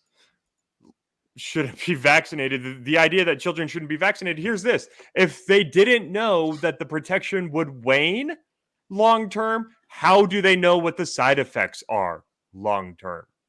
Right. You cannot know one without knowing the other. It requires long-term studies. That was the one victory, by the way, so far this last week and again, that can change, but there was a judicial system. I don't know what state court, where they have taken these 76 years that we have to wait for the safety studies down to 10 months, which is hundreds of thousands of pages of safety data. I don't know how long that will last, but currently they have reduced that. We'll see how many injunctions they file, but that would be very interesting to see in 10 months. I think they think it's a losing battle, which is why they're starting to shift aim, because the data itself is starting to come out, and it's going to be CDC and FDA backed. And yeah. So the last thing I was going to say, and then Casey, if you want to wrap it up, is the only thing different than a year ago is the fact that, again, we're leading into the 2022 midterms. You've got an approval rating that's abysmal. It's very evident that Joe Biden did not shut down the virus. So you have to change the narrative to maybe we've been looking at this wrong all along. Now it's convenient for them to look at truth. Now it's convenient for them to look at logic. We'll see how much further they push logic. And the biggest question is how much our friends are going to be able to look us in the face and be like, well, yeah, but they're making it make sense now. Fuck off. So, anyways, Sorry, Nancy. Casey, what do you got? You stole my topic. Oh, sorry. I already told you. I told you I don't believe this thing is going to exist past the spring. I think it's going to be gone. I think this will disappear because the government tried it. It failed. It's falling on its face like no other. And they're having to admit some truth now. And so when the government starts speaking truth, start looking at other things that they're trying to hide because you're paying attention to the truth. Because the government, you can never trust what comes out of their mouth, ever. That's right. And to add to that, pay attention to your Republicans when they win the House in 2022, if they do not punish these people, this is what it was all about. It's the establishment behind closed doors. The establishment met behind closed doors and said, hey, okay, so we're losing. Time to start acknowledging. Hey, Republican friends in the room, Mr. Dan Crenshaw, Mr. Mitch McConnell. Yeah, so when you guys win the House and the Senate, don't bring this up again. Yeah. All right. Love it. Let's move forward. And again, we're going to talk about just really 1.5 more things. We could also bring up Fauci still again with Project Veritas showing the gain of function. We could finish with that if we want. How he has a job, I have no idea. Soonie, you brought it up in the meeting last night. I'll go ahead and let you take the lead. Ted Cruz, his comments on January 6th protesters. Yeah, he said anybody who assaults an officer should go to jail for a very long time. He also labeled people there on January 6th domestic terrorists. And Tuckerson called him out, which I agree. And yes, I call him Tuckerson on purpose. So don't nobody correct me. I have the clip right here, so I'll play it. Go for it.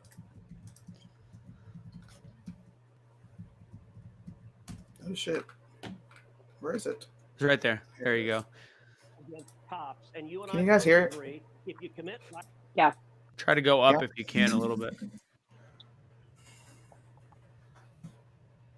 Yeah, go up right there. Go for it. Violence against cops, and you and I both agree, if you commit violence against cops, you should go to jail. Yeah, but you're not a terrorist. You know, you're not. You're a guy who You know guy who what? assaulted a cop. Okay, so there's a legal difference. As you well know, I do, since you were actually in the running for the Supreme Court, and there's a moral difference between a guy. But Tucker, you know, the reason big I time. use that word is for a decade. I've used that word for people that violently assault cops. I use that word all in 2020 for the Antifa and BLM. We have to pause it, or we're gonna get flagged. Yeah, we have to pause it. So we can't get monetized anyways. It really doesn't matter. he is. I just don't have anything nice to say about this guy. I don't like him. He's slimy. I have not liked him for years. People keep giving him chance after chance after chance. His time in Washington should be up. You shouldn't be labeling anybody who is going there to voice their concerns. Like, emotions were heightened there. Everybody knows. It was antagonized. We all know who antagonized the entire situation. John Sullivan. But to label Americans domestic terrorists for standing up for what's right, same way they did in 2000, same way they did in 2016 when they all rioted right down the street from the White House with fucking vaginas on their head, acting like wild banshees. Madonna got on the stage and said, I'm going to blow up the White House. The other, what's the redhead? Kathy Griffin. Kathy Griffin had Donald Trump's head. Why weren't those people called domestic terrorists? Why didn't Ted Cruz get on TV and go crazy about that? When I see Republicans do this, they're establishment. Yeah, they're no different than Democrats, man. Like, this is what he represents. He's a swamp creature. He's an absolute swamp creature. And I've called this. I just want to say I've called this. I said he is slimy. He lost in 2016 because he was way too polished. And what he's done is he grew a beard and said, hey, guys, I'm one of you. Here, let me shoot a machine gun and cook some bacon on it. Let me drive a Dodge Challenger Hellcat around a parking lot and look real cool while I do it. I promise you, I am one of you guys. I know that you didn't vote for me because I came off as a slime ball, polished Republican establishment swamp creature. But I promise you, I'm not one. Hey, don't forget to vote for me when I'm going running for president again here in 2024. Oh, wait a second, you want Ron DeSantis up there? Hey, y'all are terrorists. Casey, go ahead. Yeah, the other thing that I find disturbing, and I don't know if you guys know this, I still got to do some research, but I read the headline that they found the pipe bomb guy that actually had the pipe bomb for January 6th. Really? I don't believe anything they post about that, man. They gave him a bond. Can you find that article? Yeah, it's actually not hard to find. A lot of people are up there, but yeah. That's he was awesome. a plant. So yeah, no, he probably is a 3-letter. Anyways, so here's the thing. So this is actually, if you watched what it was I think he was talking in front of Congress on the whole like January 6th day that they had when he got called on it. and he went in length, and he's like, and the horrific domestic terrorism on that day, blah blah blah. And it's like, the fuck, where did he say that? So that's why Tucker brought him on. There is a 7-minute long clip that you can search for, where Tucker introduces him, says, "I've always appreciated Ted Cruz. I'll be honest, I don't hate Ted Cruz. I think he showed his colors on this one. Not he called you a terrorist. No, I know. Not. I just said I said he showed his colors on this one, where I was surprised because I have liked him I thought he was decent. Why I liked him is because he got his ass kicked by Trump. He had personal attacks against him, and when it came for the betterment of the country, he stood behind what was good for the country, and he backed his president, which he did not. Jeb Bush didn't. The Bushes said, "Screw you." I had Clap for me, Anthony. Russo. What's the problem with that? You have got to be the only person that I know that will extend grace to somebody who absolutely does not deserve it. Soonie, He I think did this for optics.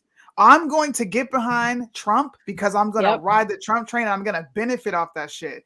This is a politician. He's horrible. I never said he wasn't. There's nothing good about this guy. What did he walking us down the road? No. Ted Cruz is a slime ball, No, right, Anthony? You're gonna have to prove. I vehemently disagree on what he did here. And then when he went on Tucker's like, "Why did you say it?" And he backed down like a little chicken shit. And he's like, "I misspoke. What I meant was." And Tucker's like, "You're too intelligent for that. You know better." Yeah. He got destroyed, and I encourage people to watch it. But what I will say to you guys, if you are going to press issues on how horrific he's been in the last 4 years, I would like you to bring up bills that he has voted on that you disagree with. He has been predominantly on the side of conservatives. He has actively voted. That's his job. What has he done that's so wrong? You got to realize that since they made the votes non-anonymous anymore, this is one of the things that like people don't understand. You don't always want transparency. Not everything is 100% good. I do not want 100% transparency in how the Senate or Congress votes. Oh, what is that? Then they could vote. What does that have? Because of course he's going to vote the right way every time, because you can look at it. If it was not required that you would know how he voted, he would be voting much differently. Because we do not keep these anonymous anymore. That's one of the driving factors for the polarization, because it used to be you would have plausible deniability. As long as one person didn't vote for something, you could say you were that one person. You could say you were that one person if it helped you get reelected. What has he done wrong up until this point that's so bad? You can't name it. You just don't. He's a flip-flopper. You can't name it because he's a politician. He doesn't stay firm on anything. Makes no sense. Yes, it does. Makes no sense. Hold on. Yeah, sorry. He stood behind Trump. He said we cannot certify this election. Okay. He was for people coming to the Capitol. And then when shit went left and he was going to look bad if he still supported it, what did he do? This is wrong. They're domestic terrorists. After you and how many other politicians literally drummed up America's emotions in regards to this election, and then when they act on it, you turn your back on them? I'm not disagreeing. He said something about the mask and the vaccine. You're literally you're not listening. Tony, Tony, let me ask you this. Why is it that you agree with all his votes?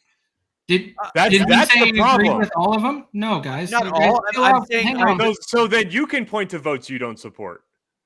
I'll be honest. I can't name a single one that I saw that he voted for or did not support that I disagreed with. Yes, exactly. So you don't disagree with any of his votes. Why do you think that is, Tony? Is he a politician? Well, but Anthony, why can't I like?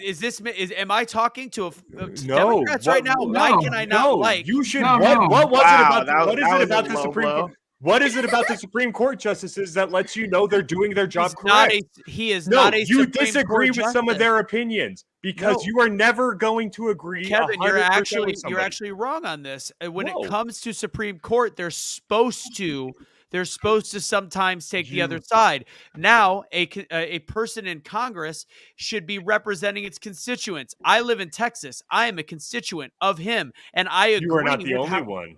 I know that, but why would I dislike somebody if There I should agree be at with least what they're one you should be able to point to that you say, Ted I'm Cruz, I don't like that I'm you voted sure for that. there is something that I dislike, but for the bulk of what I see, I've liked it. I vehemently disagree with what he said when it came to the day at the Capitol. I also believe as though most of the people inside were being told a completely fabricated story, just like Rand Paul and other ones on the inside. So I don't disagree with the fact that they thought a shit show was happening, because that's what they were told and that's what they saw. So I've got no problem with that. What I am saying is his job as a congressperson is to vote for his constituents. And if I'm one of them, and I actually like the way he votes, and I like the fact that he stood behind Trump after getting his ass handed to him during the presidency, I think is incredibly important. My most important issue is mandates. He stands against mandates.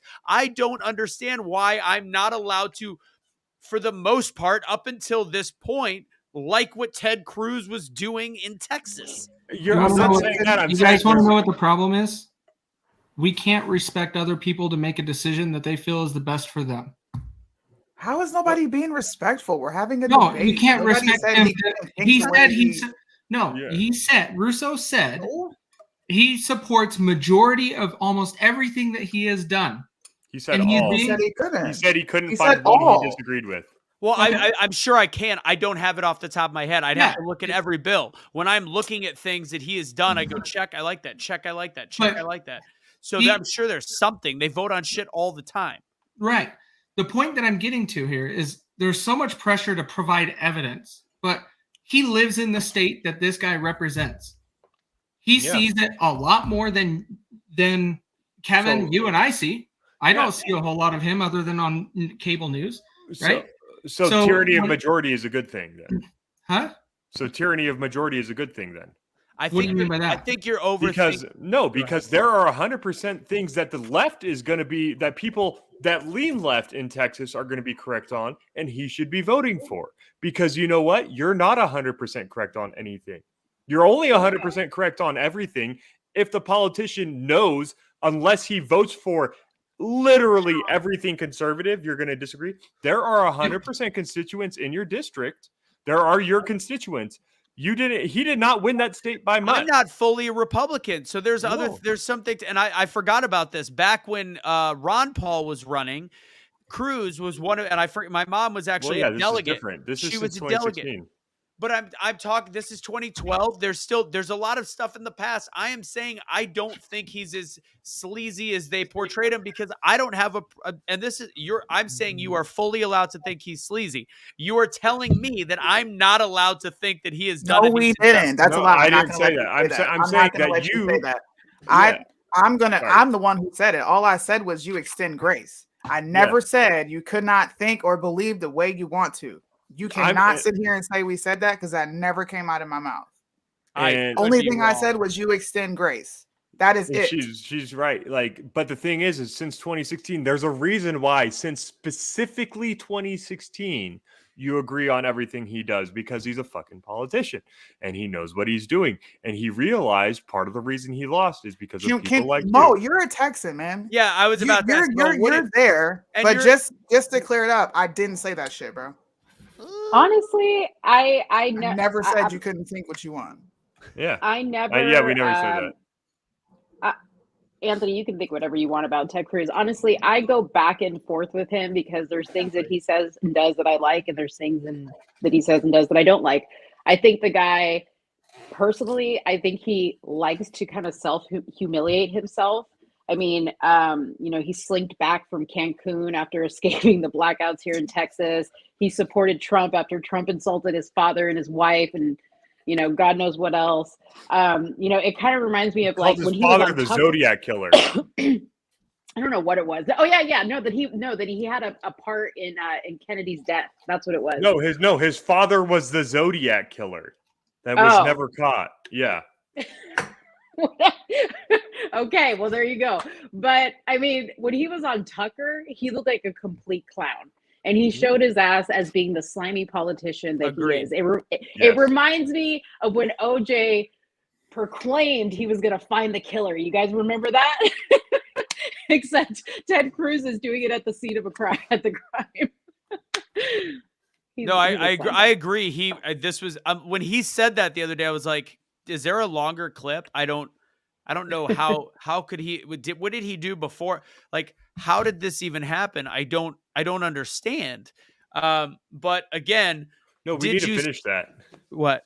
Oh, you want to finish the clip? Yeah, because like I would suggest watch him on it. Well, this one's a short 1 minute, or there's a long 7 minute. Go ahead and hit the play. But what's about to happen is insanely important. Okay, go for it. That word is for a decade. I've used that word for people that violently assault cops. I use that word all in 2020 for the Antifa and BLM terrorists that assaulted cops and firebombed police cars. But I agree, it was a mistake to use the word yesterday because the Democrats and the corporate media have so politicized it. They're trying to paint everyone as a terrorist, and because first and foremost, the whole we need to pause thing. But second, what's about to happen disproves everything he's about to say. Because Tucker, Soonie, I don't know about you, but I'm about to agree with Tucker a lot. Ted Cruz is too smart for that crap. You as someone whose every word is under watch, I assume you think very long and hard before you that was start scripted. It was scripted. Opinion. He didn't just all of a sudden say that off the cuff. Like he knew what he was going to say, and he flubbed it vehemently. I would have said, look. And by the way, I've spoken out.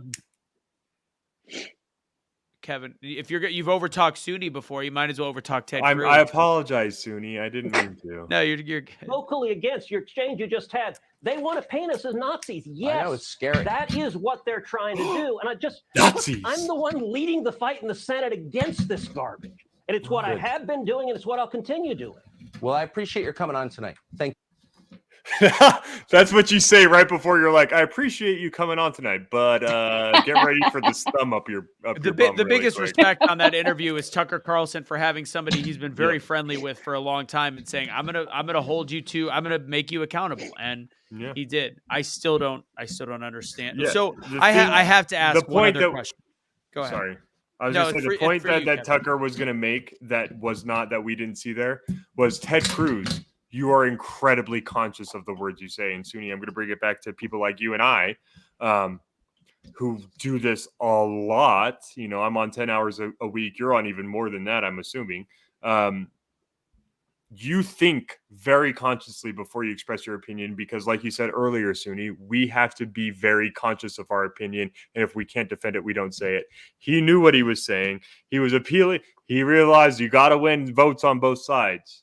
If you can't win votes on both sides, you can't win at all. I'll just call them terrorists real quick. We'll let it slide. It'll get right through because the right's not going to really pay attention to it. And Tucker's like, yeah. So you came on my show, and this bridge, I crossed it. I'm across this bridge. There's nothing I need back there. I'm gonna burn it to the fucking ground. So I got to ask you guys, both you, Kevin, you and Soonie. So yeah, Cruz does come across as phony. That's why I was not interested in him in being the president. I thought he had failures. That's why he had no chance in my mind that he was going to get my vote in the Republican primary. My question is, yes, you can see his vote. So therefore he votes in a certain way. What do you want? Like, what do you want he also, whether he's lying through his teeth or not, I don't know, because he still spoke on behalf of a lot of accountability mixed with conservative ideals, and he voted the way I wanted. So yes, just because I could see his vote and maybe it helps him in the future, what would you rather him do? Not vote for conservative? I don't like your philosophy is unpleasable. Your philosophy is unpleasable unless you like the person. And this, although he comes across as a phony, is an emotion. So what would make your day in a politician? Explain to me what would make what you want. I want to hear y'all. That's targeted to you and Soonie. I would like a politician to stand on what they say they stand on. That's why people voted for Trump in 2016, because for 2 years he stood on what he How do you stand on it? If you're voting for it, speaking to Congress ask me a about question and I'm answering. You can't load me with questions. You can either so get what my does answer. Standing on it mean? What do you mean? He said what he meant, and he meant, like, he said what he said and he did it. Ted flip-flops. He says something one day, and then 2 to 3 months later is something completely different. Like I already gave the best example I can give. He fanned the flames of this whole election integrity. He fanned it. And when all these Americans went to the Capitol because of politicians fanning the fucking flames and getting Americans worked up, the second he had to really stand 10 toes down on that, what did he do? He fucking flipped. This is domestic terrorism. This is wrong. Are we talking about this one screw up in front of Congress, correct? I'm talking about multiple, but if you want me to go back in the Rolodex of years of shit, I can't do that. I'm giving you the best example I can give you right now. So I'm admitting that he screwed up right here, huge. But I am saying, you guys said to me that if I am in agreement with almost everything that I can see that he has done, and he has voiced his opinion, whether I agree, he comes off like a used car salesman and sleazy. I get that. But from what he has done in terms of voting and standing on it, if that makes him a politician, what else can he do? So, dude, one second. I'm going to let you go, Kevin. If I were to sit here and lie, you know what I would say? I agree with everything Trump did. You know what the facts are? He was great. I voted for him twice, but I do not agree with every single thing he has done. I don't agree with every single piece of legislation. I don't agree with every executive order. I don't. That's realistic. And that's it. I just said I don't know. I know the stuff that I have looked up. I'm saying, again, I am not saying I agree with every single thing out of his mouth. I'm saying the majority of what comes out of his mouth and what he votes with his pen and what he stands on and what he speaks out about, the majority of it is good to me. I can't watch every bit of Congress and watch all that. So why is it bad? What is the I never alternative? said it was bad. What I said was, and it was being funny, is you're the only person I know that will extend grace to anybody because you're nice. No one said you couldn't have your opinion. No one said you couldn't think A, B, C, D. I simply said you extend a ton of grace.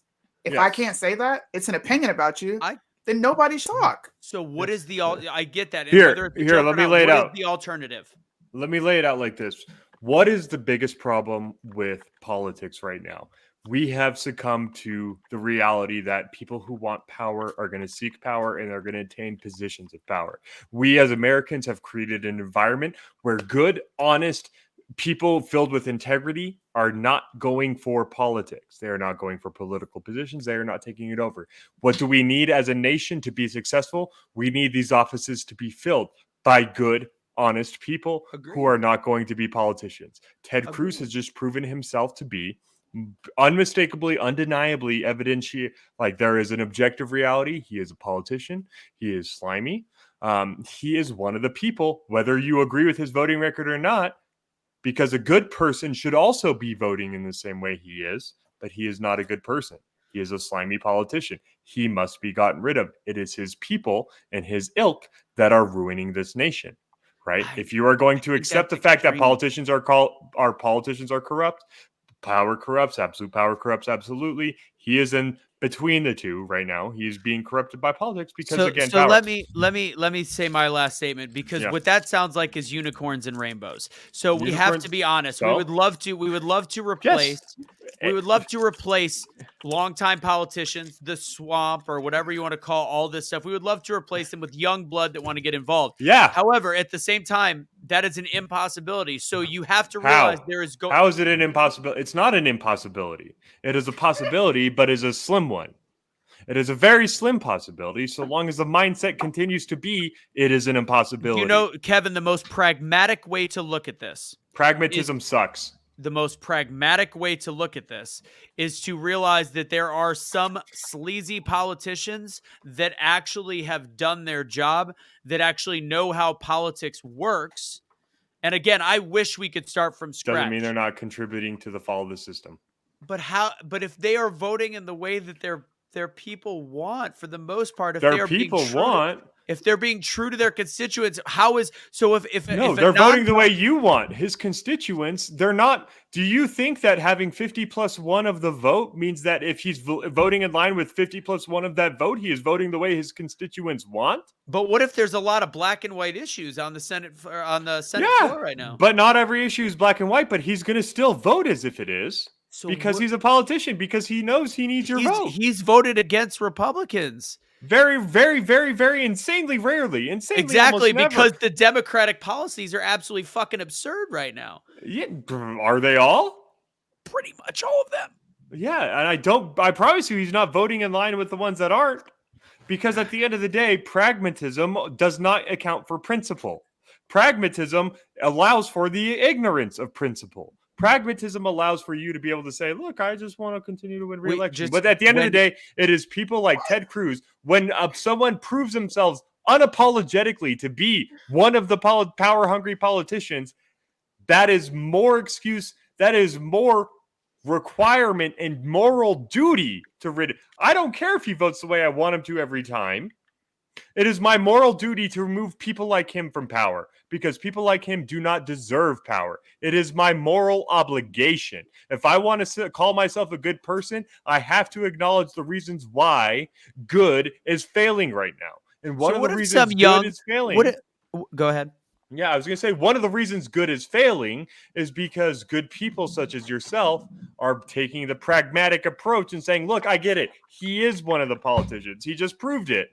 But I'm still going to vote for him because he votes the right way. You sound like one of the I never said I was going to vote for him. I said it would be very difficult for me. It'd be very difficult for me to find a replacement because, again, some young buck that's untested, as much as I would love to see what he would do, I don't know which way he's all of a sudden going to vote. I don't know which way he's going to get swayed. Because he has principles. You will know how he's going to vote if the only thing guiding him is a conservative platform. You don't know if somebody has principles until they show if they have principles. Otherwise, young people do not categorically. I will give young people one thing. I'm sorry, their principle. Young people categorically, young people in this day and age, whether because of the their school principles system, might not be something you agree with, but they're willing to stick to them, and it pisses Is that- people off. Is that kind of like you don't know somebody is a real pedophile until they choose to act on those feelings?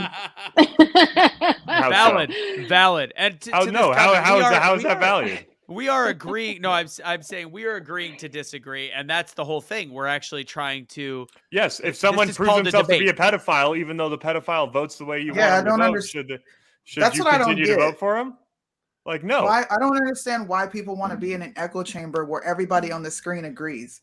There's absolutely nothing wrong with us having an open conversation. 100%, Everybody here has a mutual respect for each other. I love Anthony. It's just super soft, bro. 100%. Let people talk. And this is I love Russo. Ruth he's like family to me, but I still think he's too nice sometimes. Sorry. I love you. I love you a lot too, Russo, which is why I'm pushing back on you. No, and I would expect nothing less because I think it's a solid topic, and sometimes I don't know where to go from it. On this one, I'm not going to lie. I'm confused how with the other alternative. And again, I'm enjoying the conversation, but I'm like, he's doing everything I want. Why would I not vote for this person? Good news. You have 2 more years of him. I think there's just some things that go a little bit beyond forgivable. You know what I mean? And when you make statements like he made, and then, in front of your colleagues, you say one thing, and then you text Tucker and you're like, hey, since you've got the biggest platform and Joe Rogan probably won't have me on, can I get on your show and explain the mishap in words that I had? That's exactly what it was. Yeah, and term limits are huge. Term limits are a big thing. And just like Mo just said, I am telling you, this was a what the did you just say moment from Ted Cruz. All I said was I simply have not had a lot of issues with him in my state to this point. Similar with Governor Abbott. Like, I want Allen West to win, but I think it's going to be very hard because I don't think Governor Abbott has done that bad of a job. You have to ask the question, because this was a Freudian slip. What would cause someone in his position to be afraid? What would cause someone in his position to say they are using terror? Oh, the potential loss of power. Ergo, anyone who stands against my power is a terrorist. It was a Freudian slip. It's when you are the government, Soonie, this is why my heart was so warm. Anatomy of the State over there. If you are part of the state, you are an arm. Yeah, Anatomy of the State, people, please read it or listen to it, whatever. It takes an hour to listen to, and you can find it on YouTube. Murray Rothbard, Anatomy of the State. If you are part of the state or you are a power-hungry person, the most scary thing possible to you is losing power. Therefore, being that terrorism is. Anyone who uses fear in order to accomplish political goals is a terrorist. Using the fear of you losing power will convince you in your head subconsciously, someone who is a threat to my power is therefore a terrorist. You are a threat to his power because you are against the government's power. And as much as he comes out and talks positive, as much as he comes out and says what you want, he has not done anything since he's been in. We had the Senate and the Congress as conservatives for 2 whole hell of a years. You know what could have been accomplished? Get rid of the ATF. Stand behind this belief that you want to continue to cook bacon on the barrel of an M249. Agreed. Get rid of the ATF. Did it happen? No. Why? Because Ted Cruz is in power. Ted Cruz has a say in the way things go, and all he cares about is the power he has. If you want to say, what don't you agree with? He did not move to get rid of the ATF when he had the opportunity. He did not move. I get it. So what you're saying is it's not what he did do, it's what he didn't do, which is that is a much fairer argument. And you are 27 minutes into the conversation before you brought up a valid point. Hey, I got there eventually. Let's go. So I had to search for it, but I found the argument. Hey, you forgot the 3,000 words that he read. Yeah, you were sorry. That would have won you the debate, but unfortunately, it was after the deadline. So here's the deal. So because Mo and I are from Texas, I agree, Alan West, and I don't know how Mo feels on this. I agree, Alan West is great. The issue people have with Abbott is because of the lockdowns. Everybody in the country did the lockdowns. It's hard to pin that on him. That was based on national kind of semi orders, and it's like he could have gone against it, but DeSantis didn't even fully go against it. So if that's the worst thing, he didn't. DeSantis discussed possible internment camps. Are you kidding me? DeSantis had thank you. Somebody brought that shit back up. Thank you. Somebody they did, but the thing with Barbara, I know what you're saying that West will win in a landslide. It's not a landslide for an incumbent in a Republican state to lose that is not doing a bad job is a near impossibility. It will take. Can I just say something really quick? And I won't be 4,011 million words long like Kevin. I can get it done. Look. We started, especially me. I started this journey because I got sick of COVID. Okay. I also started this journey because I think Americans have become pacifists.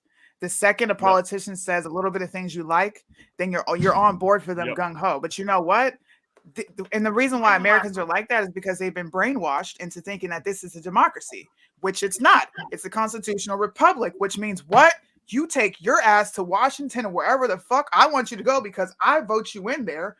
We the people. You need to get in there and do the people's will. So people calling out DeSantis for that crazy remark, such as COVID camps, we like freak out at the thought of Australia doing it.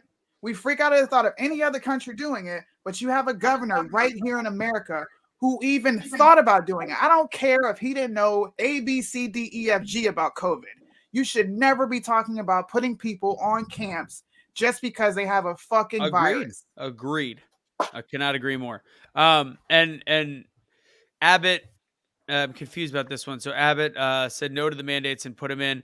After he finally said no to the mandates, he has fought to make sure that they stayed away. And yes, he is now concerned about the border. I think that it could be for political purposes. Also, for the first calendar year, they were supposed to have crusty Cammy down at the border doing something. We all knew that she wasn't going to do anything. In fact, the border wall is being built against the federal government's wishes with Texas taxpayer money, which is a huge risk. And I think it's a ballsy move. So again, it's going to be very hard to beat Abbott.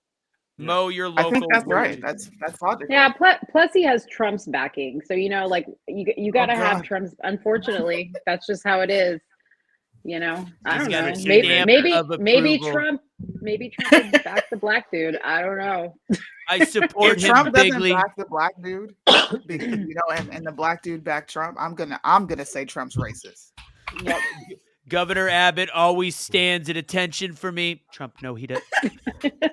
Okay, No, I Trump, mean, he he is a 100% fantastic runner. Nope. He's going to do well running in the campaign. Okay, all right. But I do want to point out for the people about democracy versus the republic, the reason why we're a republic, the founding fathers understood it was so insanely stupid to expect Americans to be able to do the research necessary to have an actual input on the vote. It was the dumbest thing ever to think that Americans had the knowledge. I don't have the knowledge. You don't have the knowledge. So why do we vote for representatives? They are expected to know more, to have principles, to understand the philosophy more. Philosophy was incredibly important to these people. This was all expected because they understood it is impossible to expect the American people to know all these things, and we shouldn't require them to. Therefore, they should be able to vote people in from their local communities. That's a reason why I forget I think it's the 20th Amendment. I forget which amendment it is, but the one that made it so senators were elected differently than they used to be. It used to be the state representatives would elect a senator, right? The reason why that changed was for power, but the reason why that was because these people were expected to actually understand it was supposed to become their job. It was you gave up being a doctor to go be a politician. You learned what politics was. We have forgotten that democracy is a terrible thing. Tyranny of the majority is a terrible thing. It was supposed to be that if there was if people were standing outside the front gates of the Washington D.C. with pitchforks and torches, calling for the murder of 100 people. The people inside the room that had to vote it in would say, yeah, so that's what my constituents want. But me being someone that is not them, me being an individual, I'm going to vote this way. Kevin has talked so much that he ate up all of his bandwidth. Yeah, I know. He's getting digitized. Sorry. Well, we could talk. I mean, can I make a joke real quick? Yeah, go ahead. Can I make it funny? Yeah. Kevin has taken the place of Eazy-E in his long-windedness. Hey. No, like both of those two going at it together, like we can just end the show. Up. Casey, look, Casey, you have to be the one to scream "shut up" in the middle of him talking. She said, "Take a breather." If any of you even present a pop-up, I'm gonna stop. Maybe what Nancy Pelosi was doing here was listening to Kevin talk, and that's why her ears were moving so much. Yeah, seriously. See what happens? The big Logan feather Wait, can you zoom in on January 6th, which is to undermine our democracy, to undermine the integrity of our elections, to undermine her ears and her eyebrows. The voting power, which is the essence of a democracy. What the Republicans are doing across the country is really a legislative continuation of what they did on January 6th, when is she gonna die? Which is to undermine our democracy, to undermine the integrity of our elections. Can I? When is she gonna die? Is she jacking something off? Oh my gosh. Let me just, if this is what the parts of her that we see look like, just imagine. Can you imagine? I was just thinking no. Can you imagine if she had nipple piercing? Oh, dude, Casey said no. Imagine what her nipples are doing while she's talking. Jesus. She got some orangutan titties, bro. Her nipples is like to the floor. Oh my! Fucking just threw up in my mouth. Like, good God. Jean? Yo, imagine her clitoris, man. Roast beef. Okay. This is not Avengers, guys. It probably looks like a whole pastrami sandwich down there. I don't even. Oh my god. Oh my god. Do you think that based on how much alcohol she consumes, that if you were to mouth feed off of her bosoms, you would need a chaser? Oh my god. And she's got beef curtains. Oh my god! I can't believe we've taken it to a whole new low. Kevin's gone. Did Kevin fall off his chair again? Where did Kevin go? He left. Casey, are you okay? I'm trying to hold back from throwing up. Thank you very much. God, it was enough seeing Como in his stupid ass white shirt, and then now you guys are talking about Pelosi. You know it's bad. I really don't like. The bad man gone?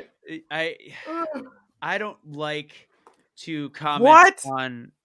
Bro, can I I don't do like a to thing comment with on. you, I don't like to comment on visuals. I don't. But she's such a shithead of a human being, and like to be worth hundreds of millions of dollars when your paycheck is $400,000 a year. You are shady as fuck. You're a shitty human being. You lie to the American public, and you creep me the f out. Your eyebrows are absolutely. You know that was probably taxpayer dollars that got that friggin' Botox up in that shit.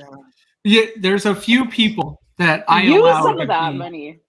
There's a few people I will talk very negatively about, and it's the Clintons and Chuck Schumer and Nancy Pelosi. They are all like, Nobody you can else, talk and Casey? say whatever you want. I thought you were libertarian, Casey. Find some Republicans in that group. Oh, you can go Lindsey Graham. You can go. Oh my God. Go for it. I really don't care what you say. Like I just do He's it. a Mitch horrible McConnell, guy. Cuomo, Senator Don Tim Lemon, Scott. Trevor Noah. Who'd you say, Soonie? Senator Tim Scott. I don't mind Tim Scott. I know you hate He him. I doesn't don't do like- shit, bro. He's just like I know. he takes up space. Yeah, But He I needs don't to hate go. him. Like I don't actively Crenshaw. hate This him. is never going to Oh, end. you're talking about people you hate. Crenshaw. Okay. Yeah, okay, these are people that we like. Just we do not. Crenshaw. I don't care if I talk about his visual appearance. Is Crenshaw that bad to you guys that you would make He's fun of his? the World Yes, Economic I think he's Forum. bad. Rhino. I think No, he's bad. He's No, a rhino. globalist piece of shit. I mean, He is a you know what? shrimp. Not what's it? Chuck Schumer's on there. What's his face? The worst Republican of them all. What's his name? Mitt Romney. Romney, Look, 100%. Him and his If you can 37 ask wives. your congressman, how was this year's World Economic Forum? They're a piece of shit right off the bat. That's fair. Fair. Look, Nancy Pelosi, I'm sorry. Okay. There are ugly people in this world, and she's one of them. And she might be 80 plus. You know what? My grandma looked way better than that broad. It's because black. And I'm don't pretty crack. sure it's because of her. My grandma was white. Nice try, though. Ooh, She was white. She damn. was white. Was her? Are Was you her? saying you're part was your- oppressor, Soonie? So your grandfather I was. am. But your grandfather was black. No, my grandfather was biracial. I don't So remember You're what your he- own he oppressor, was considered Soonie. Indian. I am. My great grandfather was actually a slave owner, and I have Oh. tons of pictures of him and his plantations. So how does It's that work? crazy. Do you pay yourself reparations? How does Yeah. that work? Do you give He has yourself the 40 13 acres acres and a mule mule? already. Casey. I'm already well off, so I don't think I need the reparations. It skipped me. And it's probably going to skip my children. My bloodline that I create probably will never get reparations, and it's okay. Well, I That's say funny. we take whatever extra money Soonie has and any little change that you guys can find, put it into a GoFundMe so that Nance can get those earlobes chip chop, like trimmed up a little bit. Look, I'm just gonna say, if she decided to go punk rock for a little bit and get some plugs, she could do. Some She could fit gauges, like, yeah. yeah, seriously. She went for them gauges. Like she could fit Coke bottles through that thing. If like, she did, Oh. if she did blackface and then put the things in the ears, she could literally double as one of the National Geographics. 100%. Yeah, in Africa. In Africa. Sure could. All she got to do is say, Damn. Oh, can- see, she can talk you to can me. do that. I cannot. You can do that. I cannot. Casey, come on. I'm Shit, trying to what get did you Casey snap? to just throw haymakers. Casey's, you're a nice one too. I used to call you out all the time for how nice you were. And then you came out of the show and then you went back, Casey. What happened? Because I'm more about unity than division. What's But again, That's why you won't talk about Nancy's unity earlobes. among Hudo. Oh, he Nancy talked about- Pelosi ain't one of us. He's not on. He's not afraid to talk about Nancy's earlobes. I know that, but as a feel like that general was a shot. topic, I want to bring But up I'm gonna one let it last thing. rock. I don't know if people know what's that. Say it again, Soonie. I said I feel like that was a shot, but I'm gonna let it rock. Let it. No, No. He's just. I realized I was not who I wanted to be, where I was when I joined. Wow, joined so the Casey's change. a better person than you, And Soonie. How do you? I wanted to go appreciate back to Guess being so. that I way. mean, I appreciate that, Casey, and I think that I get a little aggressive sometimes, and I think having a voice of like, all right, let's bring No, it you're back right. to center is a big deal, and I think it's incredibly important. A calming voice. per Thank se. you. How We are you appreciate still it. here? I have banned you over Anthony. and over. Thank you so much. We appreciate the compliment, Jay. We hope Yeah. you have a wonderful rest of your night. Yeah, I'm good with him being gone. Casey, why do you got to make me feel guilty, bruh?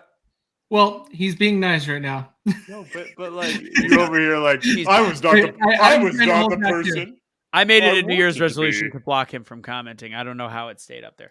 Apparently, that's his like third or fourth profile, and he gets blocked every time. He's like, "Why do you do that? I thought you believed in freedom of speech." I also don't believe in dickheads. So, anyways, a negative energy. The last thing I wanted to bring up for those of you guys that don't know, so people know that Cash was sick a couple weeks ago.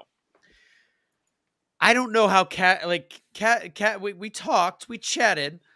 So Cash got both shots so that he could see his family, and within a month, he got the COVID, the schmiggity vid. And he doesn't see how ridiculous that is. Love Cash, obviously. But he's like, yeah, but I didn't get that sick.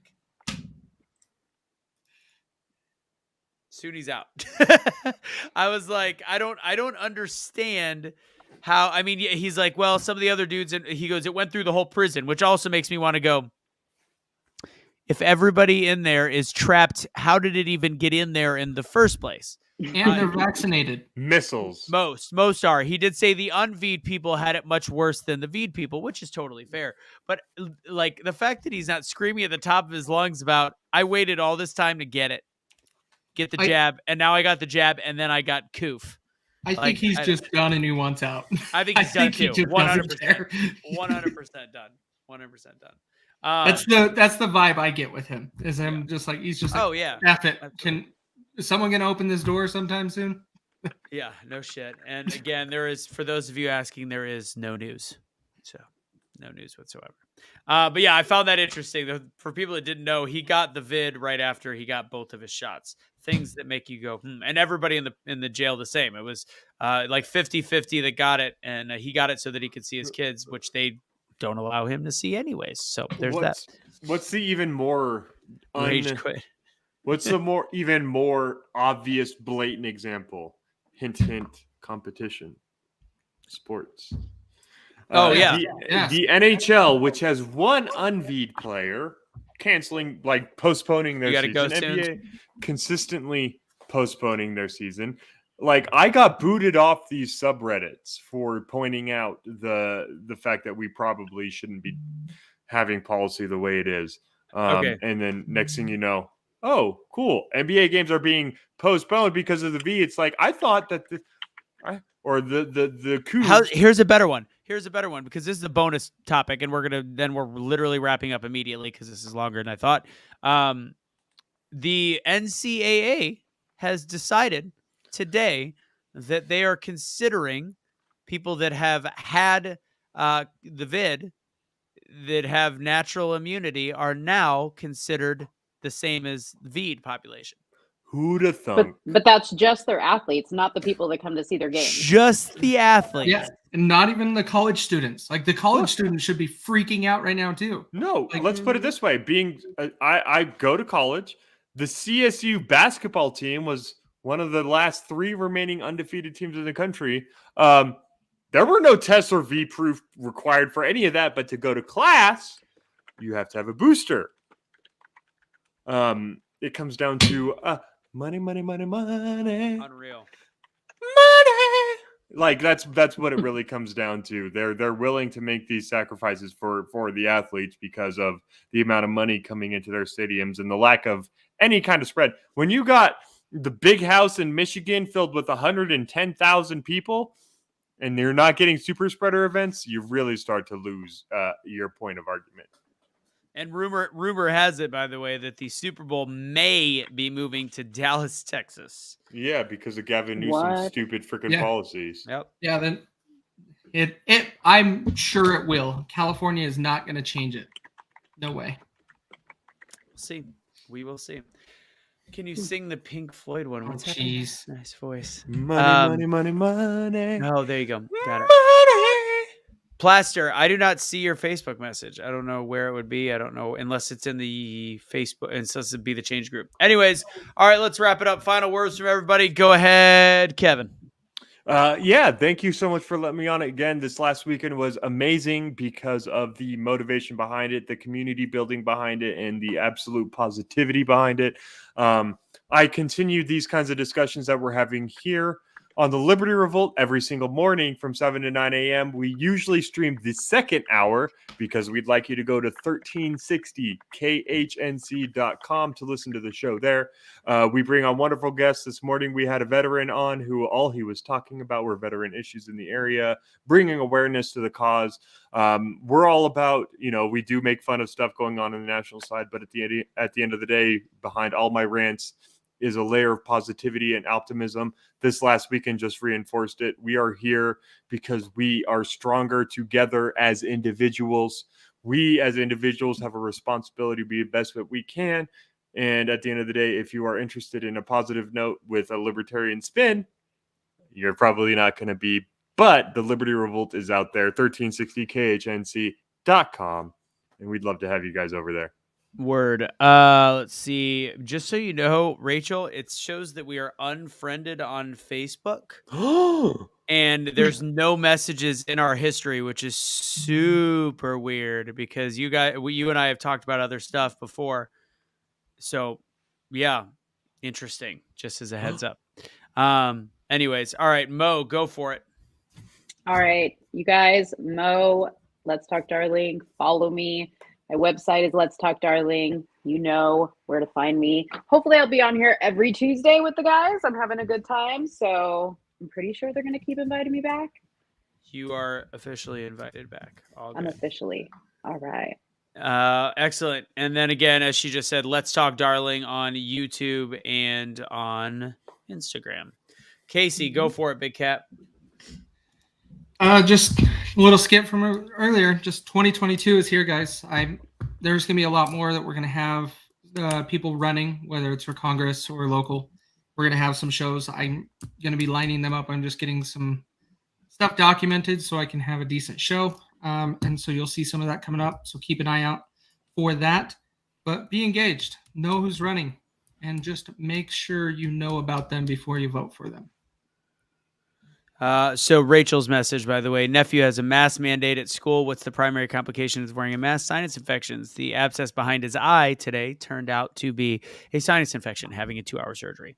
Yada, yada. Awesome. That's why you don't wear masks on children. Let's see, guys. So here's, so just so you know, Mama Russo wants you here, Mo. Fantastic. For those of you that didn't get to attend virtually or in person, please, I encourage you for $17.76. All of it goes to charity.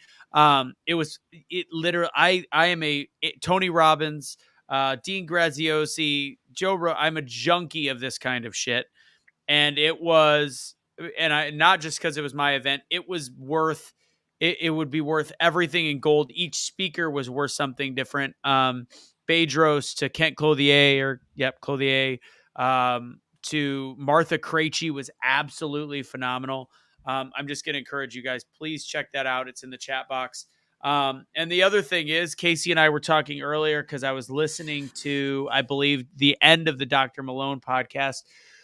And they're doing the End the Mandate DC thing that I think is already passed. So we decided to buy a bunch of websites. We don't know what we're going to do with them yet, because one of the biggest action items of this conference was what are we going to do afterwards? What's the next steps? How are we going to organize, whether it's for school boards? That's what I talked about a lot. Was it school boards, or whether it's local politicians, local elections, getting involved? Nick Vujicic, who just moved to Texas, talked about, if I have to run for mayor, I will. And he's like, I don't want to run for mayor.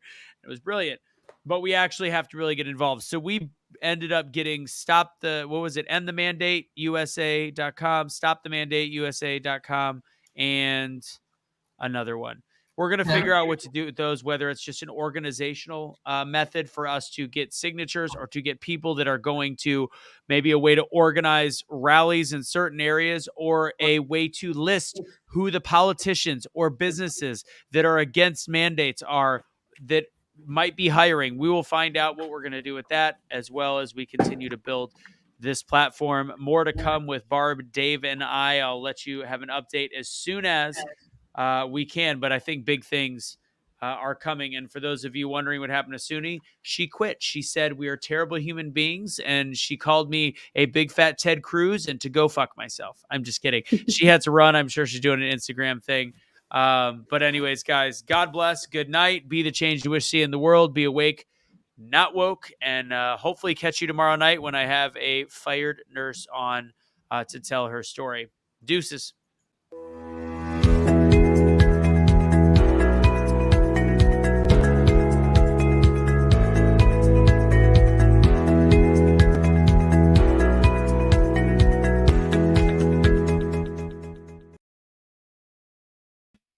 Hey, San Diego, go fuck yourself. Translates to a whale's vagina. That would be 999, 1,000. I don't know if you know this, but I just did 1,000 curls. It's guaranteed to work all the time, 60% of the time, all the time. Brent just killed a man. You should probably go into hiding, in all honesty, Brent.